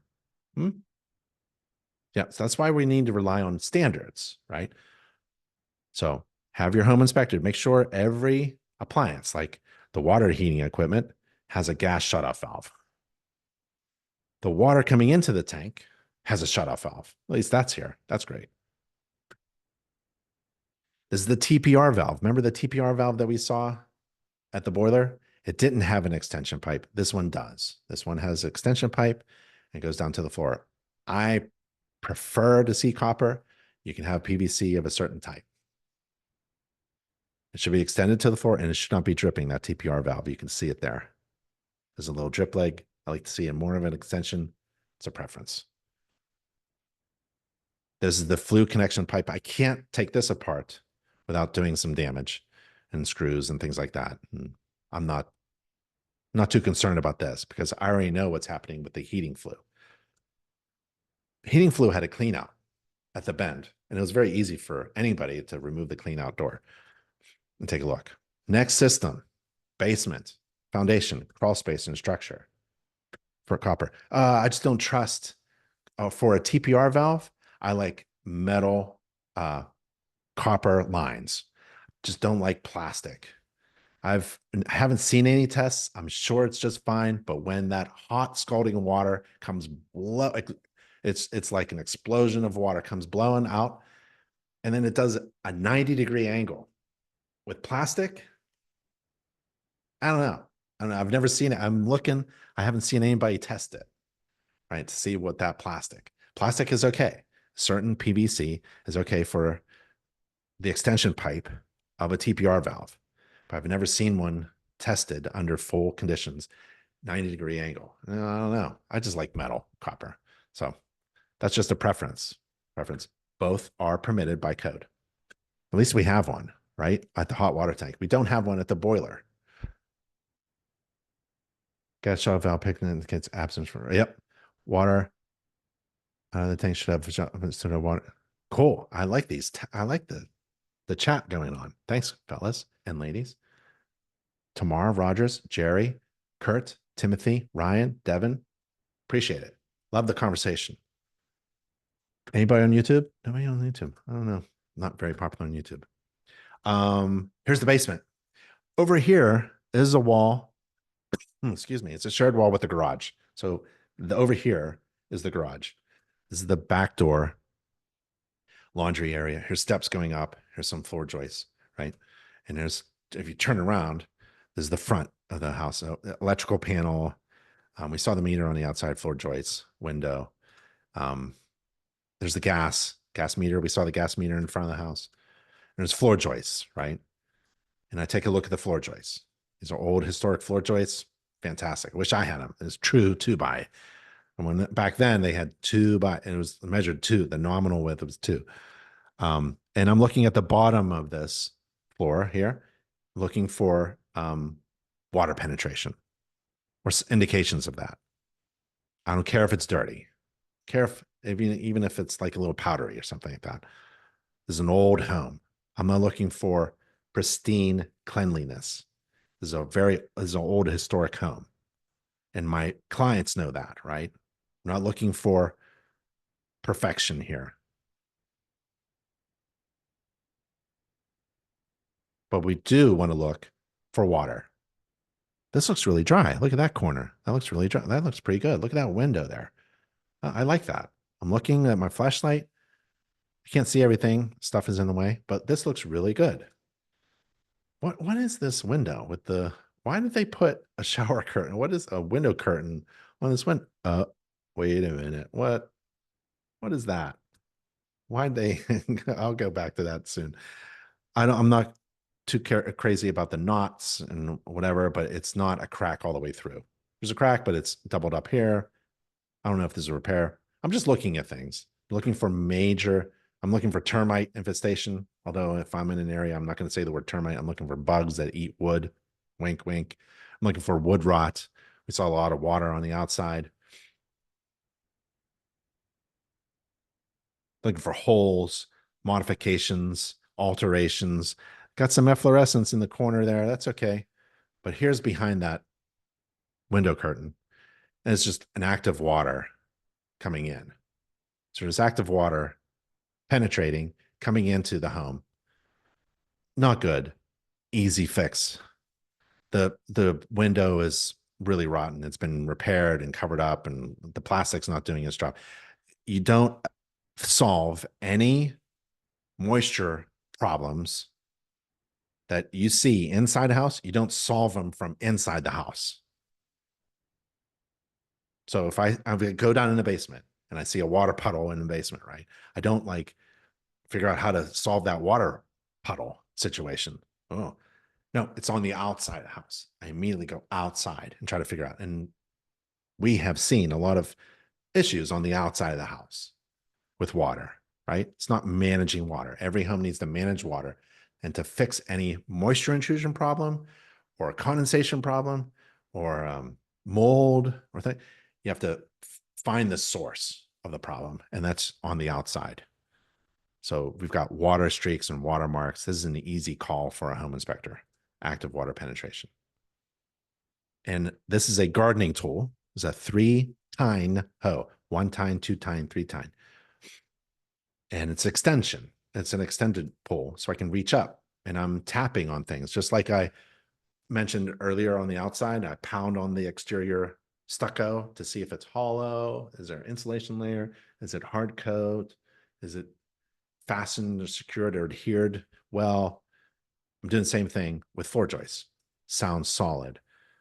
And over time, if you're new, you'll hit things and you'll know, and that's not solid. That's been eaten or that has been rotted, right? And I move insulation with a 3-tine hoe. You can move insulation, then put it right back and no one knows you moved insulation. Careful. You don't want to, poke a hole in a water line or an old electric line. These are the steps going down into the basement. There's missing handrail, missing guardrail, but the steps themselves are okay. We're getting to electrical. Yeah, is that a shower curtain? I don't know.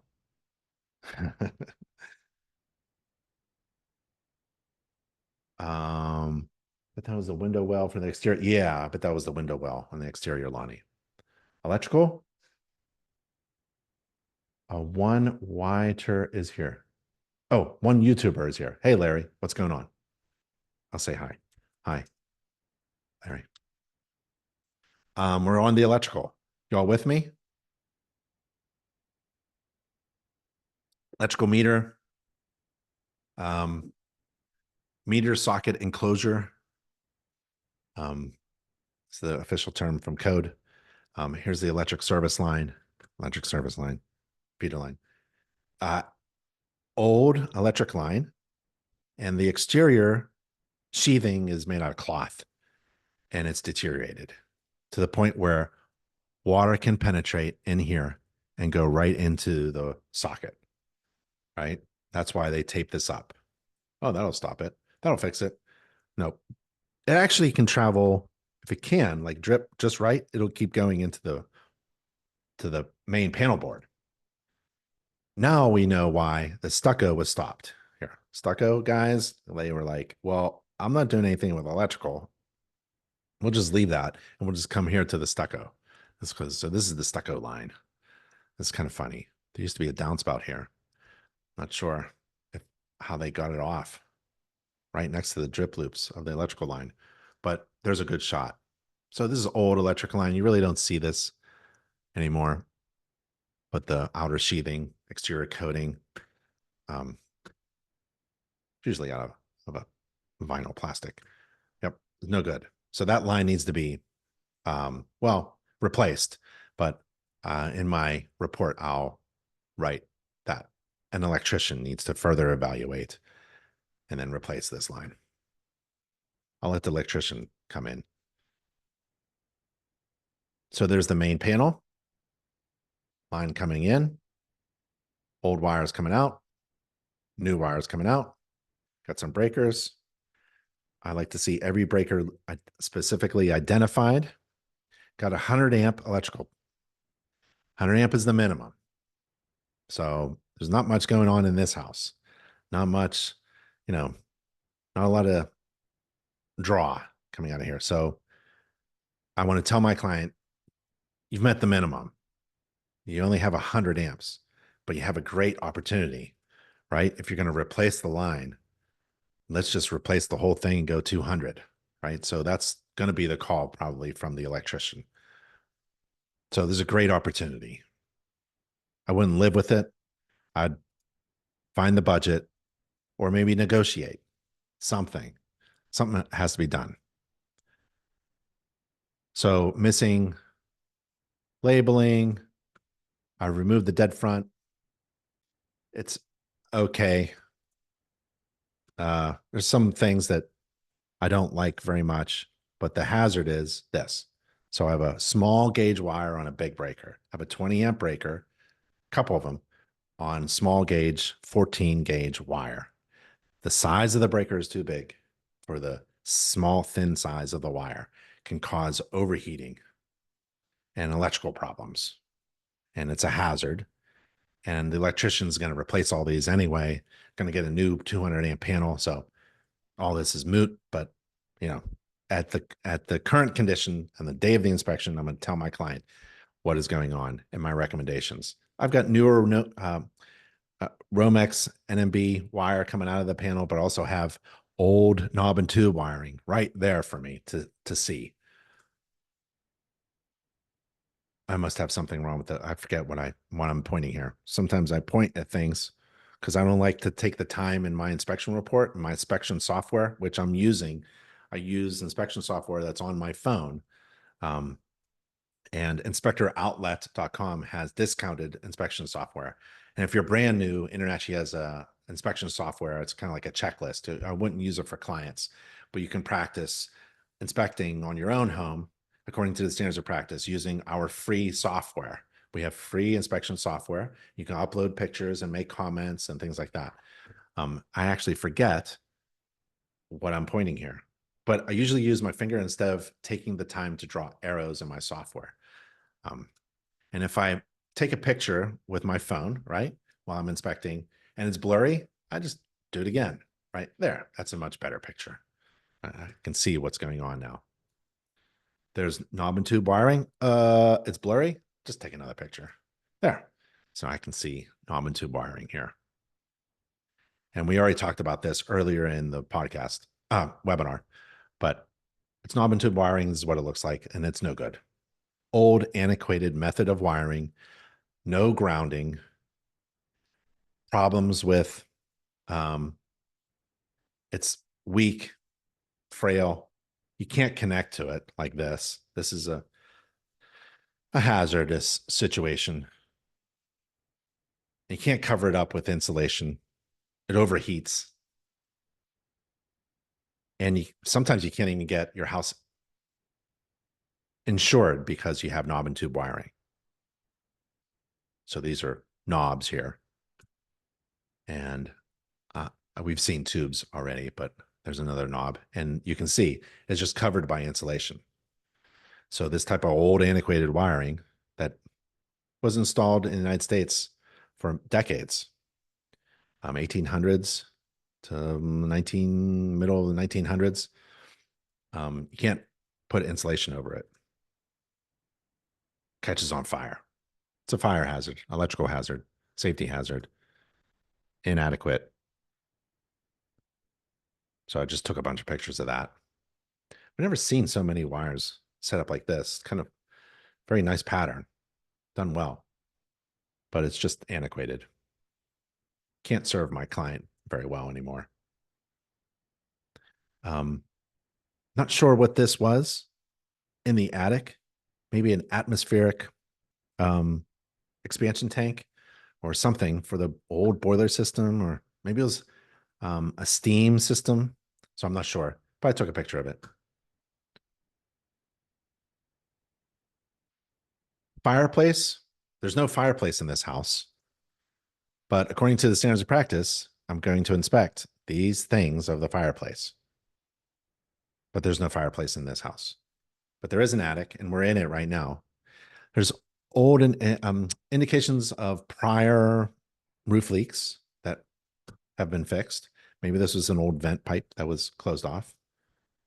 It was capped off by metal, and then the shingles installed on top of that. There's the vent stack that we saw. There's holes around that vent stack, and there's indications of water stains coming around that vent stack pipe. And we saw this. This was from a ham radio antenna, the insulator. The structure looks good. The wooden structure looks good, and the masonry structure looks good, but this isn't. See how this is white efflorescence? Watermarks. This is watermarks. This is watermarks. And I mean, I can just touch it and it's wet. Otherwise, I would use a moisture meter to see if it's indicating active water penetration, right? That's the ridge there. But then there's the other side, and we have active water leaks, right? And we have some structural problems too, because this has been leaking for a while. This is wood rot. And this is that chimney. This is the chimney with the step flashing that has that heavily applied black roofing tar. It's leaking. It looked good from the outside. They just applied that tar too. But it's actively leaking during a rainstorm during my home inspection. I mean, it's really leaking. I mean, this is leaking, and it's continuing to leak, and it's going down the wall of the house, probably appearing somewhere below the attic, maybe in a bedroom, first floor. I don't know. So actively leaking. It's coming from this area. Sure, looks good, but it's not. Something's up. And it's just all this masonry is getting wet. Just all this wood is getting wet. So we have to, it's an easy fix. It's an easy fix. You just got to do it right. Can't use a contractor that uses black roofing sealant on top of metal flashing. That does not work. Here's proof that that doesn't work. So you need a home inspector to give you the right advice and also make references. We had graphics about proper step flashing installation on a masonry chimney. It's a proper way of doing it. But you need that opinion because most homeowners, they can't see this. This is 30 feet up in the air and you can't see it from the ground. And if you don't crawl into the attic space like a home inspector does, you won't see it from this side either. You'll never know. And then you're wondering why you have maybe health problems because the indoor air quality is bad, because you have mold in the walls, because you have an active roof leak every time it rains and no one is telling you about it. And the roofer says it's all fixed. but they didn't do it right. How do you get the information? How does a homeowner or a renter get the information they need so that they know that their home is safe, functioning, and healthy? You have to hire an unbiased, certified professional inspector to come in, look, and write a report that's easy to read and clear to understand with information that you find valuable so that you can make a smart decision. This is really important. No one knows that this is leaking. And we spend so much time in our homes and our workplace buildings. 85% of our lives are spent indoors. And if the homes and buildings in which we live are not healthy, we're not healthy. So if you're right now watching and you're not feeling well today, it may be because of your home affecting your health. And that's not Ben Gromicko saying that. That's not InterNACHI saying that. That's science. Science shows, real science, right? Shows that our homes and buildings have a direct effect on our health because we spend so much time in them. Get your home inspected. Get your home inspected. So there's my rant and raving. Bathrooms. There was only one bathroom in this house. It was like one bathroom. That's it. One bathroom. Okay. It's odd, but back then they only had one bathroom and everyone shared it. And you go upstairs to get it. Sometimes there was a bathroom, like a toilet and a shower in the basement. My grandfather was a coal miner. So when he'd come home from the mine, he'd go right into the basement and shower up down there before he came up to the living room. So sometimes in the basement, there was something. I didn't see one in this basement. Flush the toilets, run water at the sinks. Let's try to get something to leak here, right? Like the roof. Let's try to make sure nothing is loose or leaking or something like that. Let's run some water at the shower. Let's look at the tiles, right? The tiles are looking good, except, like sometimes, this area here is loose because water kind of drains around here. So you got to put your foot there. You got to push on it. I like to actually pound on the tiles, step on the tiles around the toilet and push my hand on tiles, right? Trying to get things to move around a little bit. That's the door, that's the window.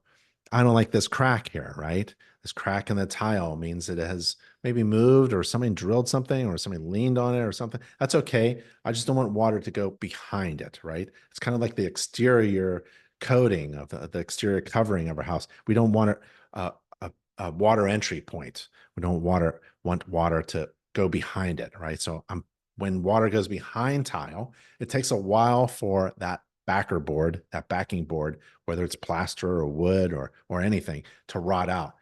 So I actually literally push on it and I hit the tiles.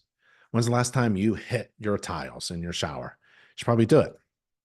Hit these tiles. This is behind the toilet. The toilet was replaced. The toilet was a lot bigger, a lot taller, and the tank actually was attached to the wall, right? An antique tank. This is an old house. Did things differently back then. I can't see what's going on, but I'll take a picture. Right? I'm actually looking for, like, where's the heating source? There's no heating source in the bathroom. I think there was a radiator here somewhere, but they patched that up. Okay. Laundry. Go to laundry. Just fine. Realtors and clients find out you don't open the dead front cover, you won't be the first option for an inspector. I'm not sure what that means. Jerry. Oh, wait. There's a whole conversation going on.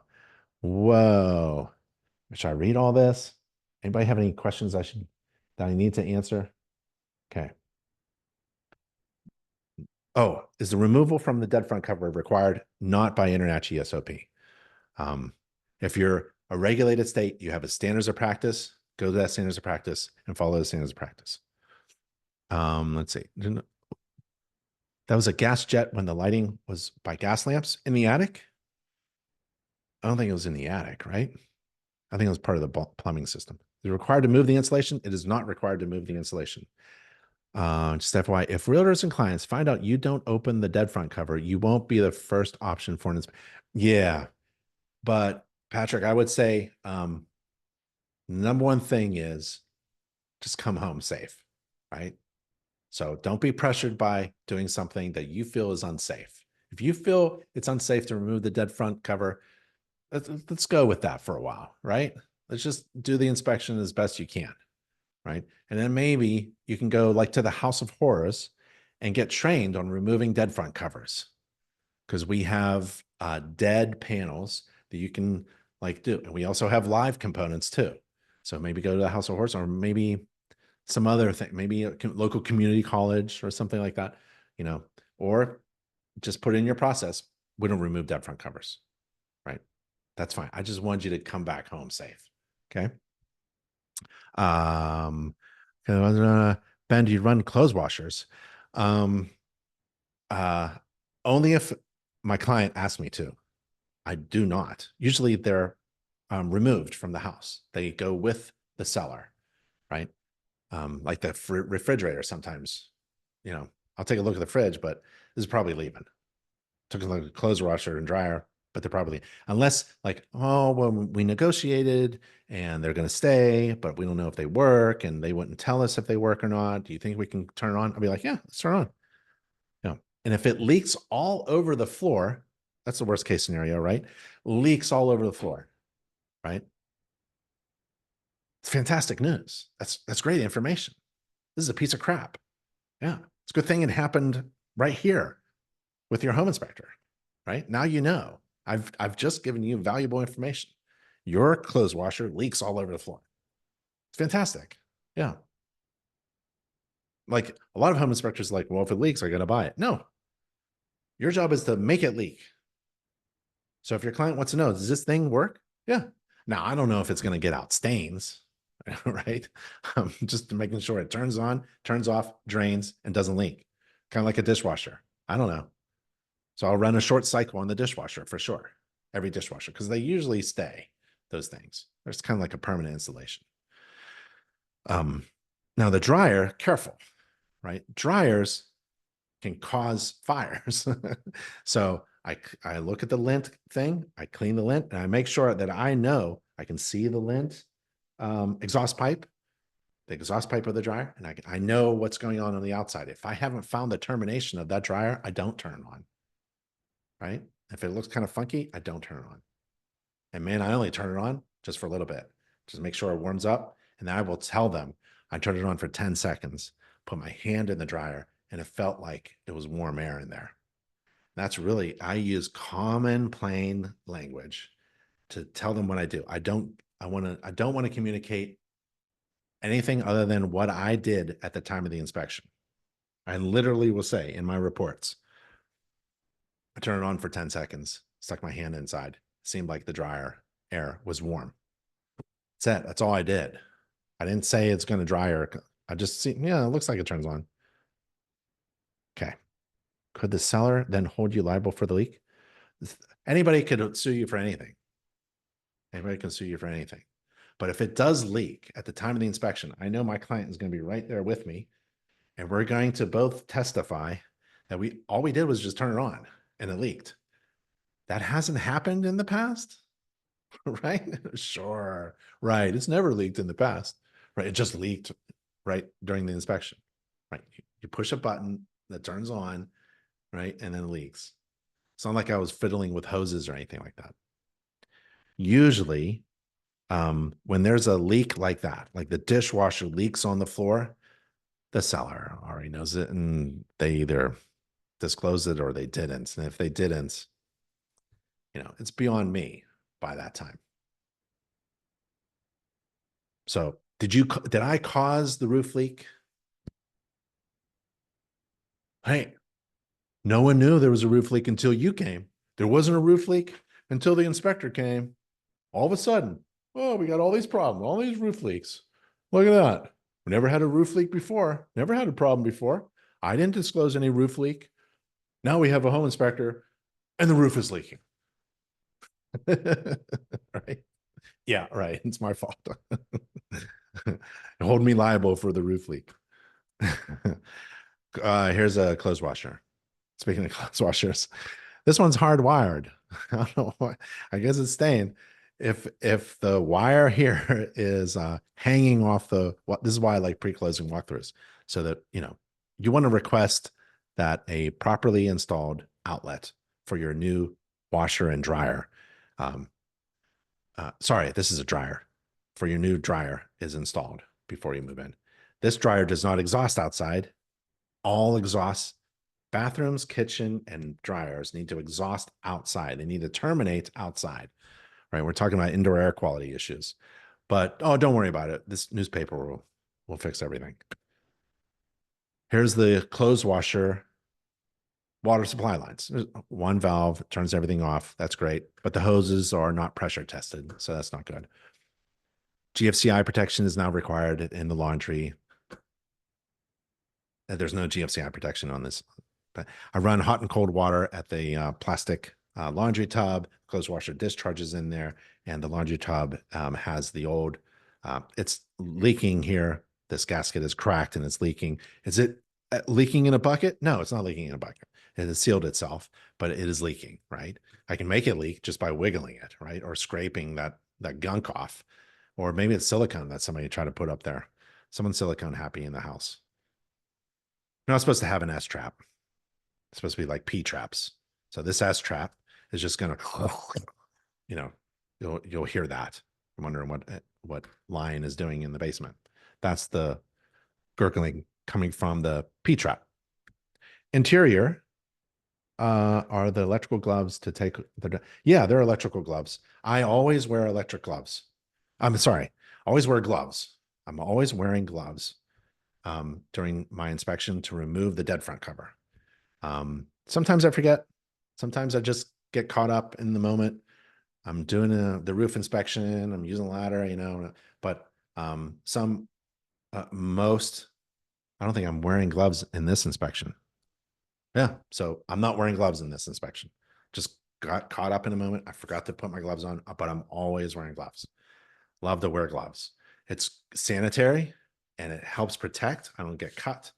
And it's a good insulator. I don't want to touch anything live. Sometimes I'll touch something live in an attic or in a crawl space. You don't want to do that with your bare hands. So it's really good to have. This window doesn't lock. These are very old single pane windows. And I'm just looking also for any kind of, problems with structure, cracks, mold, moisture. Here's a radiator. Below the attic, right? So we've got that chimney stack. And no one has painted it, which is really nice, right? So now we know that no one's painting over problems. Probably no one even knows. Now, I've been talking about the cellar and things like that during this webinar, but most sellers are unaware of the problems that home inspectors find. They really are. So when you tell them the dishwasher is leaking, they're like, what? Yeah, the roof is leaking and it's causing stains in the ceiling. They're like, get out of here. Let me see. And you show them this, and the watermarks show that it's been leaking for a long time. And it's leaking right now. Right? It's in that area. They're like, oh, I never look up there. And we never go in this room. A lot of people will say. So it's leaking from this area. Looks good, right? Look at that. It's sealed, baby. Yeah, looks fantastic. Nope.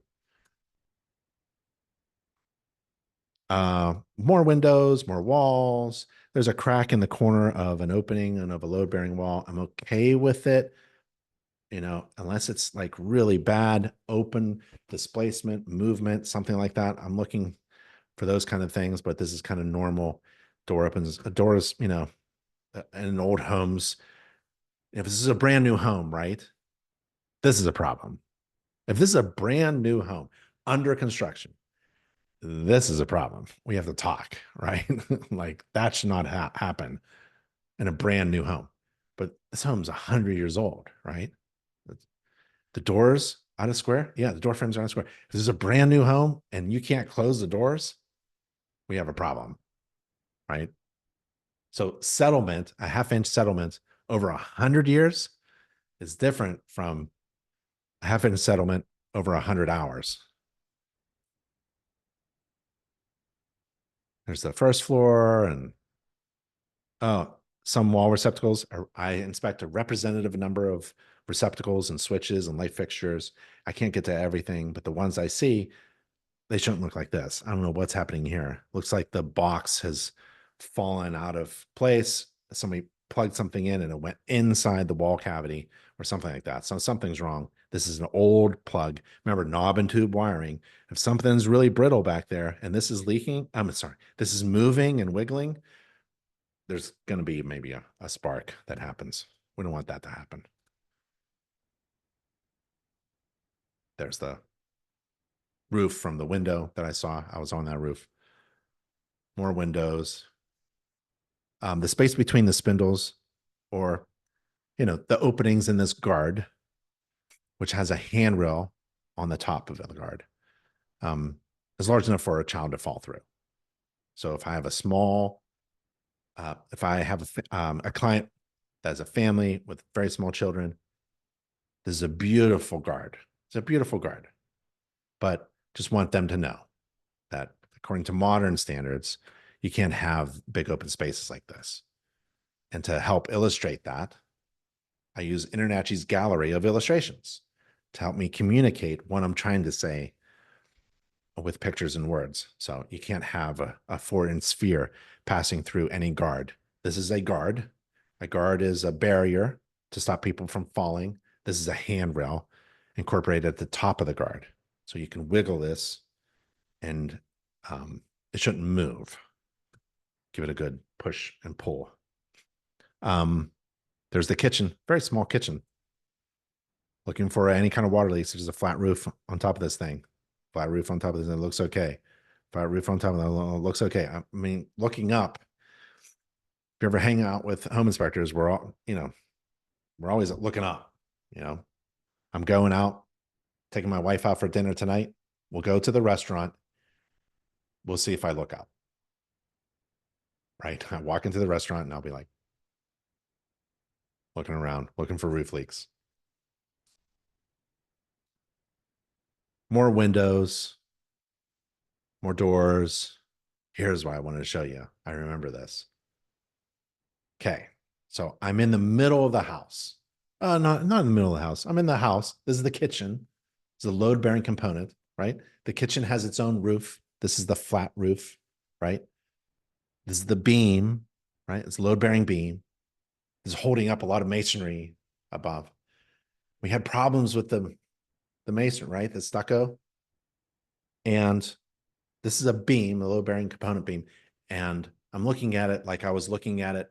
Remember the front porch roof had a load-bearing component and there was a low point and the capping was covering it. Oh, I got the same feeling right here. I'm touching water marks. I'm at the bottom of a load-bearing beam, kind of like in the kitchen opening where you walk through to get to the kitchen. And there are water stains on this. Like, imagine water coming out of this trim piece, right? This is probably a piece of trim here. It's probably the load-bearing component board. Maybe this is a trim board too. Can't tell. But, there's a separation here. This isn't a log. This isn't this isn't one piece of wood. These are two pieces of wood, maybe, or this is just a trim board. And there's water coming out of here, and it's traveling down here on the flat side and stopping and dropping and dripping or just evaporating because there isn't a lot of water coming out of here. This is brown. What is going on here? Where is the water coming? There isn't water here. There isn't water here. I wish I could stay all day. And I wish I had permission to tear things apart. But that's not the job of a home inspector. A home inspector, our primary job is to educate our clients. We're going to show you how the home works, how to maintain it, And if I see major problems, I'm going to put that in my report and communicate what I see, identify the defect, describe it, tell you the implications if you don't fix it, right? And make recommendations on finding a qualified contractor who can further evaluate and get in there and tear things apart and maybe make the necessary repairs that are deemed critical. I don't know what's going on here. Water should not be watermarks. There should never be watermarks here. Never. And there are. I'm kind of excited as a home inspector because this is really neat, but I'm concise and controlled with my client because this is their dream home. And I may have found a major problem here. And I'm just thinking about all that water behind that stucco wall, traveling down and then coming down here and then hitting this beam and how many years it's been wet. Something's wet here. So I need a contractor to further evaluate. We don't want this beam, which is a load-bearing beam on a 2-story house with holding masonry, or maybe just the load-bearing framing inside that masonry. I don't know. But it's important to further evaluate this. And I'm so glad I looked up. Just look up and take pictures. Garage and then kitchen, and then we're done. Okay. Garage and kitchen, and we're done. Garage is very simple. It's a box. It's got some plaster on the sides. It's got a floor drain. It has an electric plug. It has a garage door opener. So that's what I'm going to do. But it has a ton of this. Oh, I can't see everything. Look at all this stuff. I can't see what's going on, right? This is a floor drain, probably just goes into a hole in the ground. It's not connected to anything. I can't see all this stuff. There could be a hole here. There could be a major defect here. I'm not going to have that major defect reported in my inspection report for my client. You know why? I can't see it. I'm not responsible for finding all the problems in a home. Only the ones that I both see and consider to be major problems. Not little problem, not little cosmetic things, right? And not things that I don't see. If I don't see it, can't tell you about it. So that's the world that we live in as home inspectors. I can't see everything. Can't see everything. There's a lot of things missing here, but I'm going to do my best to look. I'm looking over here, looking over, I'm touching things, right? Oh, so see this stuff, this white stuff? If you want to know what this white stuff is, we, at the accredited college that we have a library, and it's open to the public 24/7. You can go to our library and look to see what this is. This is called efflorescence. And we have an article about efflorescence. It's that white chalky stuff that you might find on the surface of concrete that has gotten wet in the past and has dried. We have a cracked mirror, a cracked window pane, sorry. We have a garage door opener, lift master. It's fantastic. It's plugged in, ground fault, new wire. Wonderful. It's great. Bracing is really good. They did it well. They have photoelectric eyes for safety. That's great. I'm wrapping things up with my client. I'm in the kitchen stove, gas fire kitchen stove. It's very old. And it's missing knobs. I'm not even able to turn it on. I turned on the fan. It doesn't vent outside. It just recirculates.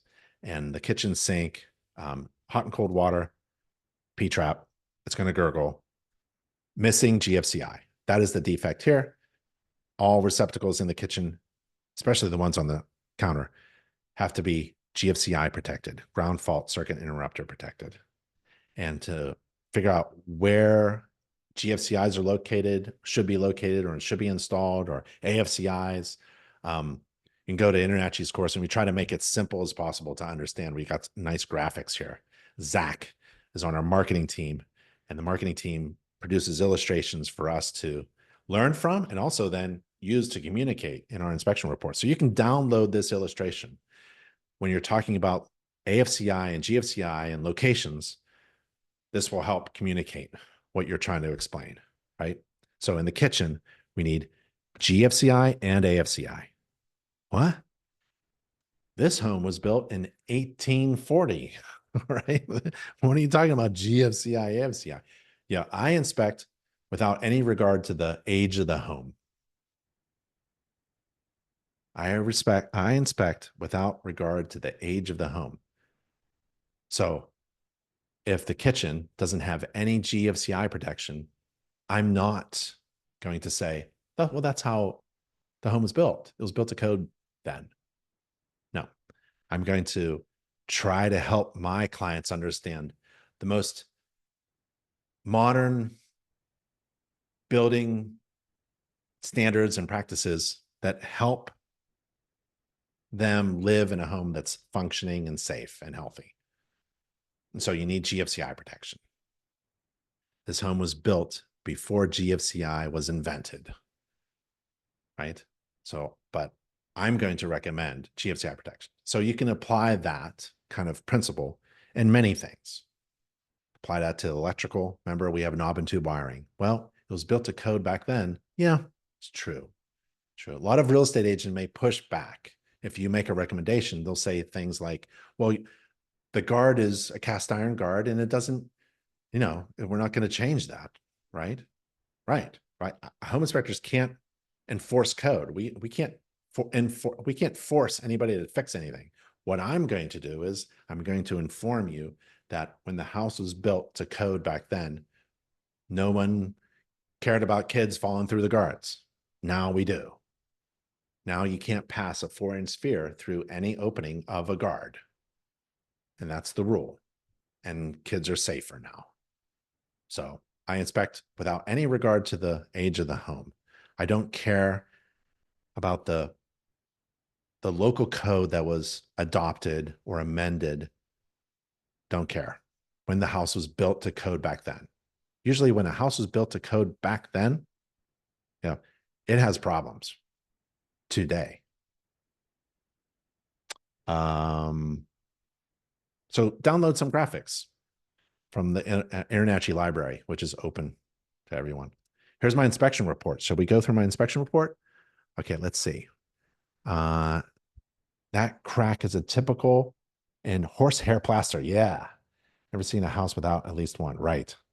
Yeah, they used to have put all kinds of stuff in plaster in order to try to toughen it up.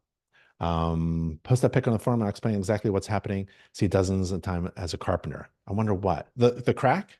Oh, the crack in the wall. It's absolutely, it's fantastic. You should download that picture. Everyone take a screenshot. Ready? I don't know if it's that good. It's kind of like, there. You can barely see the crack, right? Yeah, you can't see the crack. That's okay. All right. Where are we? Inspection report. I didn't give that answer because it could have been a GFCI in the series. Can't tell unless you can see all their out. No, I used the GFCI tester. I plugged in my little GFCI tester. I don't have one here, but you can plug it in to see if it's wired properly and if it's on a GFCI.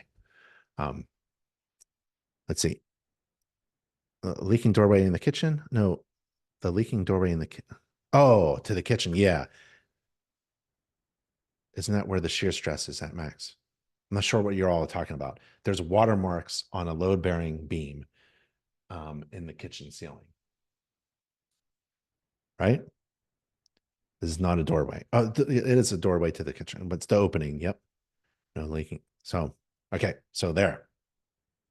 And yeah, I don't like that crack right there. But okay. Wish I could spend all day with my client with, tools that do demolishing during a home inspection. That'd be fantastic. That'd be a lot of fun. Corey said, Rayco 312, white wire on a breaker as hot also a no. Yep. Corey, did you predict indoor inspection drones will become more indoor inspection drones? I bought a bunch of those little ones, those plastic ones. They're fun. What is it? If you Google confined space drone, you will see drones that might be perfect for crawl spaces. Oh yeah. Yeah, I'm old school, Corey. That's why I carry tall ladders, because I like to get on the roof. I think a drone is good too. Drone's good too. There's nothing like touching roof covering materials with your hands and stepping on a roof deck. Um, and then for crawl spaces, I like to get in the crawl space. If I can't get into the space because it's too small, they have crawl space robots. Attics, I like to crawl in the attics. I like this. I like this idea, Corey, about having a drone for spaces inside the home that would be maybe easily accessible with a drone. I think you should talk about it more and more. I think you're the first person who's ever said that I know. No one's ever. We're all talking about drones on the outside of the home. Corey's like, no, drone on inside. Only if the drone was really small, you can like go down the drain with it. Here's my report, table of contents, what really matters. I'm trying to make my folks relax, chill out. I'm going to tell you a lot of information, but really, I'm just going to boil it down to 4 things. Most real estate agents appreciate that. So take a look at that. Introduction, standards of practice. To be concise is what I say. When I say correct, I mean correct it before you buy the house. Don't, because you're going to further evaluate and you'll be like, whoop, this is a bigger problem than we thought. Yeah. Every correction that I make, I'm telling you to do it before you buy the house, right? In some way or fashion, get somebody to correct something before you buy the house, or just assume, it's safer to assume that the problem is much bigger. There's a roof. Okay, so in my inspection reports, I try to throw in as many pictures as possible. I probably took over 400, 500 pictures on this inspection, but maybe 30 show up in the report. Okay. And I give all of my pictures to my clients, right? And anything in red, bolded, and italicized is something you should pay attention to. And I don't care if it's monitoring, I have monitoring recommended or correction recommended. It is just as important. I want you to monitor this. I don't make one green, one blue. They're all important. Every recommendation is important. So if you look at my reports, like if I'm not recommending anything, this is just information, general information. If I'm telling you to monitor it, it's red and capitalized, all caps, correction. Everything is capitalized. When I want you to take action, it's big and red. If it's not capitalized, it's just information. Okay. So I heard there was a discussion about inspection reports because the home inspector kind of hid recommendations with a color of blue or something, and somebody was confused or something. There's no confusion here. Red, all caps, bolded, italicized is you taking action on my words, right?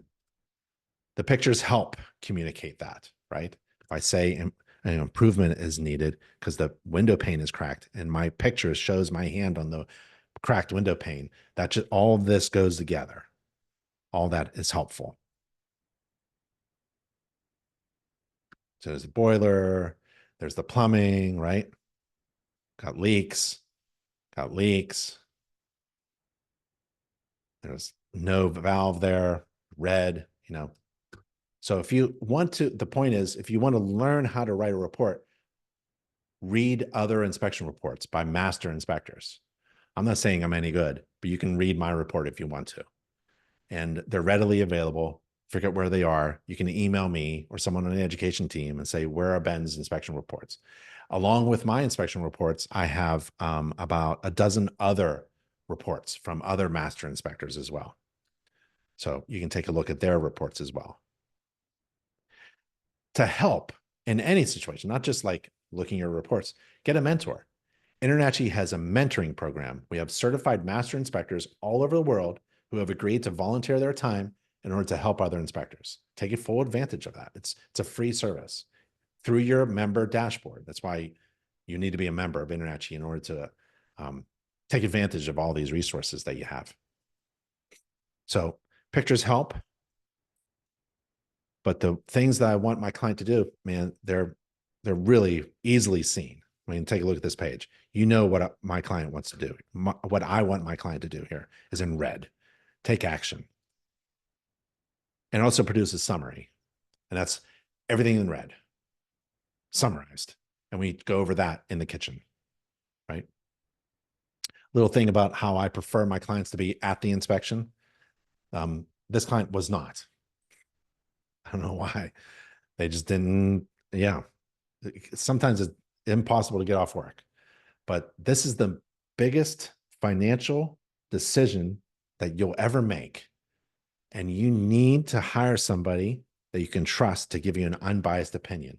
This is the moment that you show up. Somehow you have to get up, get here, because there's some things that are missing, right? If you show up, we can answer all of your questions. We both can see what is going on, and I can elaborate on what might be complicated or technical, right? So I try to answer my clients' questions at the time of the inspection. You can also, if you're a home inspector, you can also download illustrations that you can refer to in your inspection reports. Really boost the quality of your inspection reports to explain things, especially complicated things like the panel board, electrical panel board. So there's an illustration there, and that's a free illustration to InterNACHI members. And there's a report conclusion and the pre-closing walkthrough and some items here. And then also leave a leave behind letter for the property owner, saying we wore indoor only shoes and we tried to reset everything back, but you may want to take a look at these things. And if you need to hire us, we're available. I got a lot of leads from sellers. So I inspected a home. That homeowner was selling the home. They became my client. If you're interested in becoming a member of InterNACHI and you've never been a member, we have a 1-month trial membership. Go to nachi.org/trial and type in webinar month code. If you want to join InterNACHI and you've never been a member of InterNACHI, we have a 50% discount as well off your first year. Go to nachi.org/trial and enter the coupon webinar.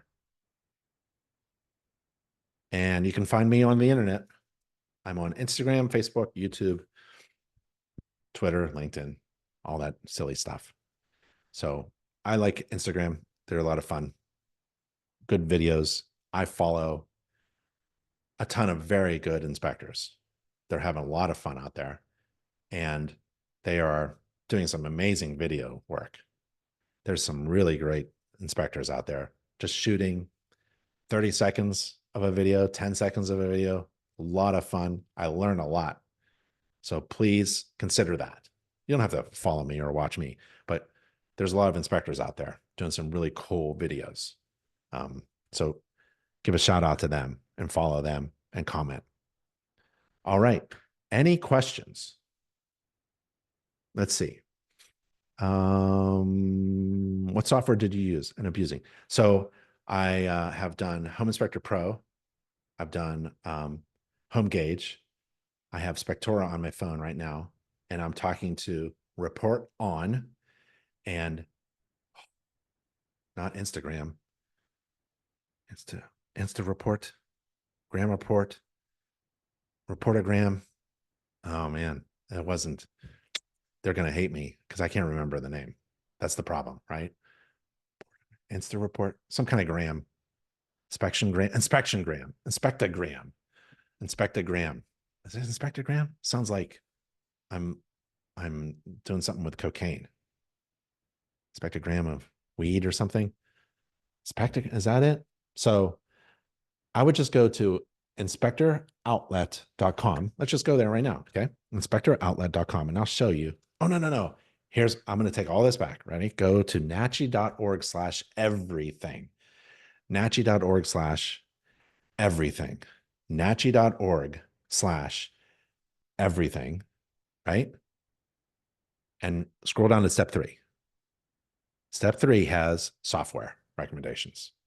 That's the go-to. This is the go-to page, right? If you're looking for something, go to nachi.org/everything. I'll even type it in the chat. nachi.org/everything.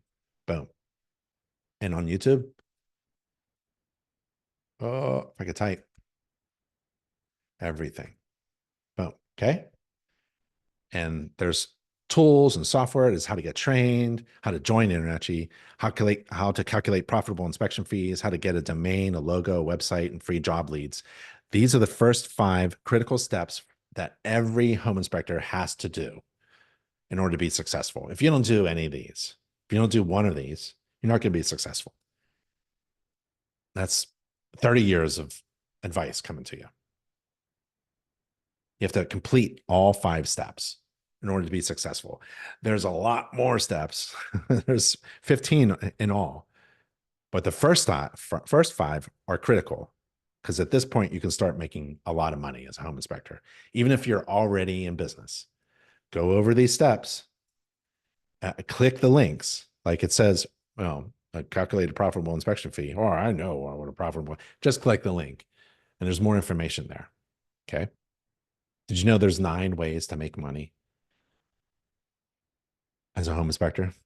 You should be doing all 9. Inspector Graham, they're doing a webinar next week through internet. Yeah, Inspector Graham. There it is. I knew I got it. Inspector Graham. Inspector Graham. Inspect a gram of what? What are those 9 ways? Where am I going to find that? I know. Go to, ready? I'll tell you exactly. Heidi. Go to any nachi.org page, nachi.org, right? And go to get started. It's going to be a few clicks. nachi.org, get started, training and education. If you're on a mobile device, you got to hit the menu, go to training and education, or just listen. Once you're on a training page, training and education page, and all of our courses are offered by our accredited college. There's only one accredited home inspector college, and that's InterNACHI. Everyone else, just look for the EDU. Type in marketing. And you want to scroll down to the home inspection business and marketing course, not for Canada, unless you're in Canada. Go to home inspection business and marketing course. And you log into the course. And you go to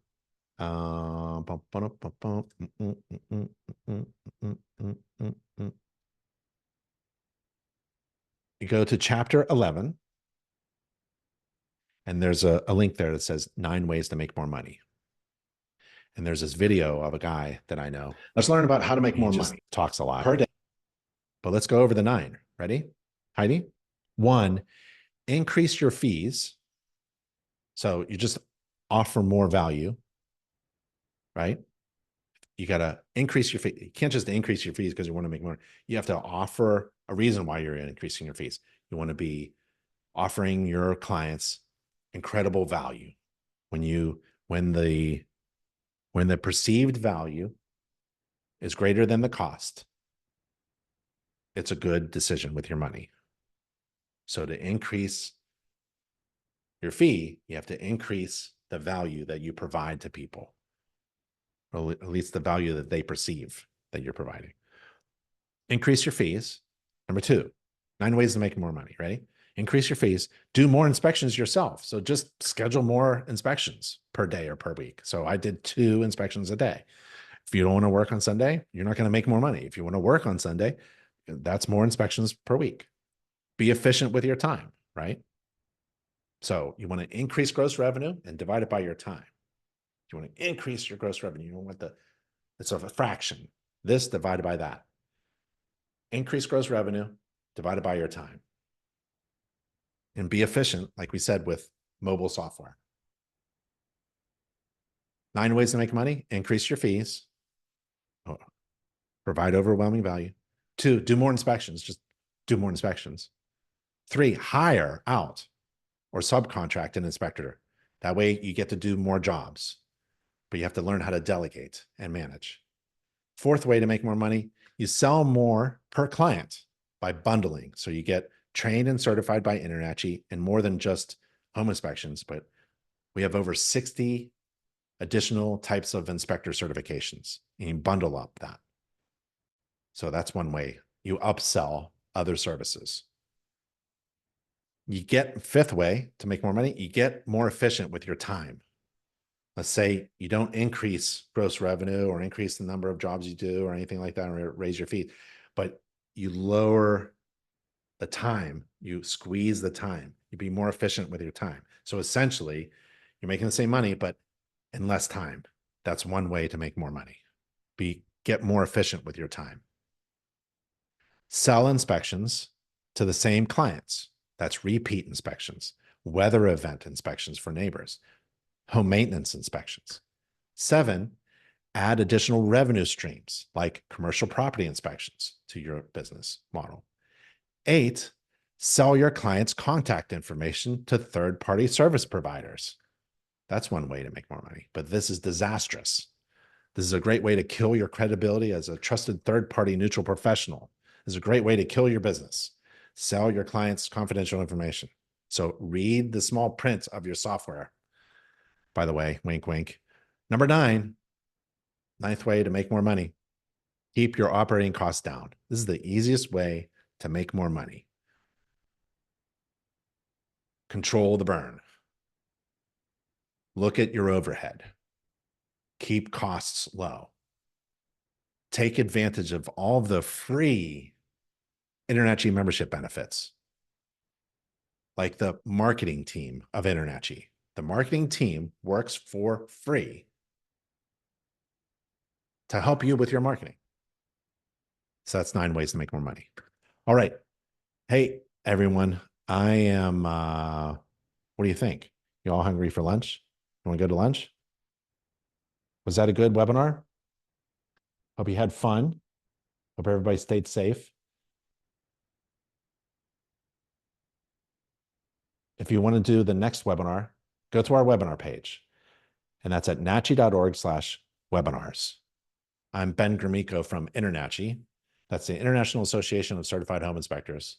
And we just inspected a home, found a lot of problems, wrote an inspection report, talked about business, marketing, software, and hope everyone stayed safe and had fun. All right, let's do this again sometime.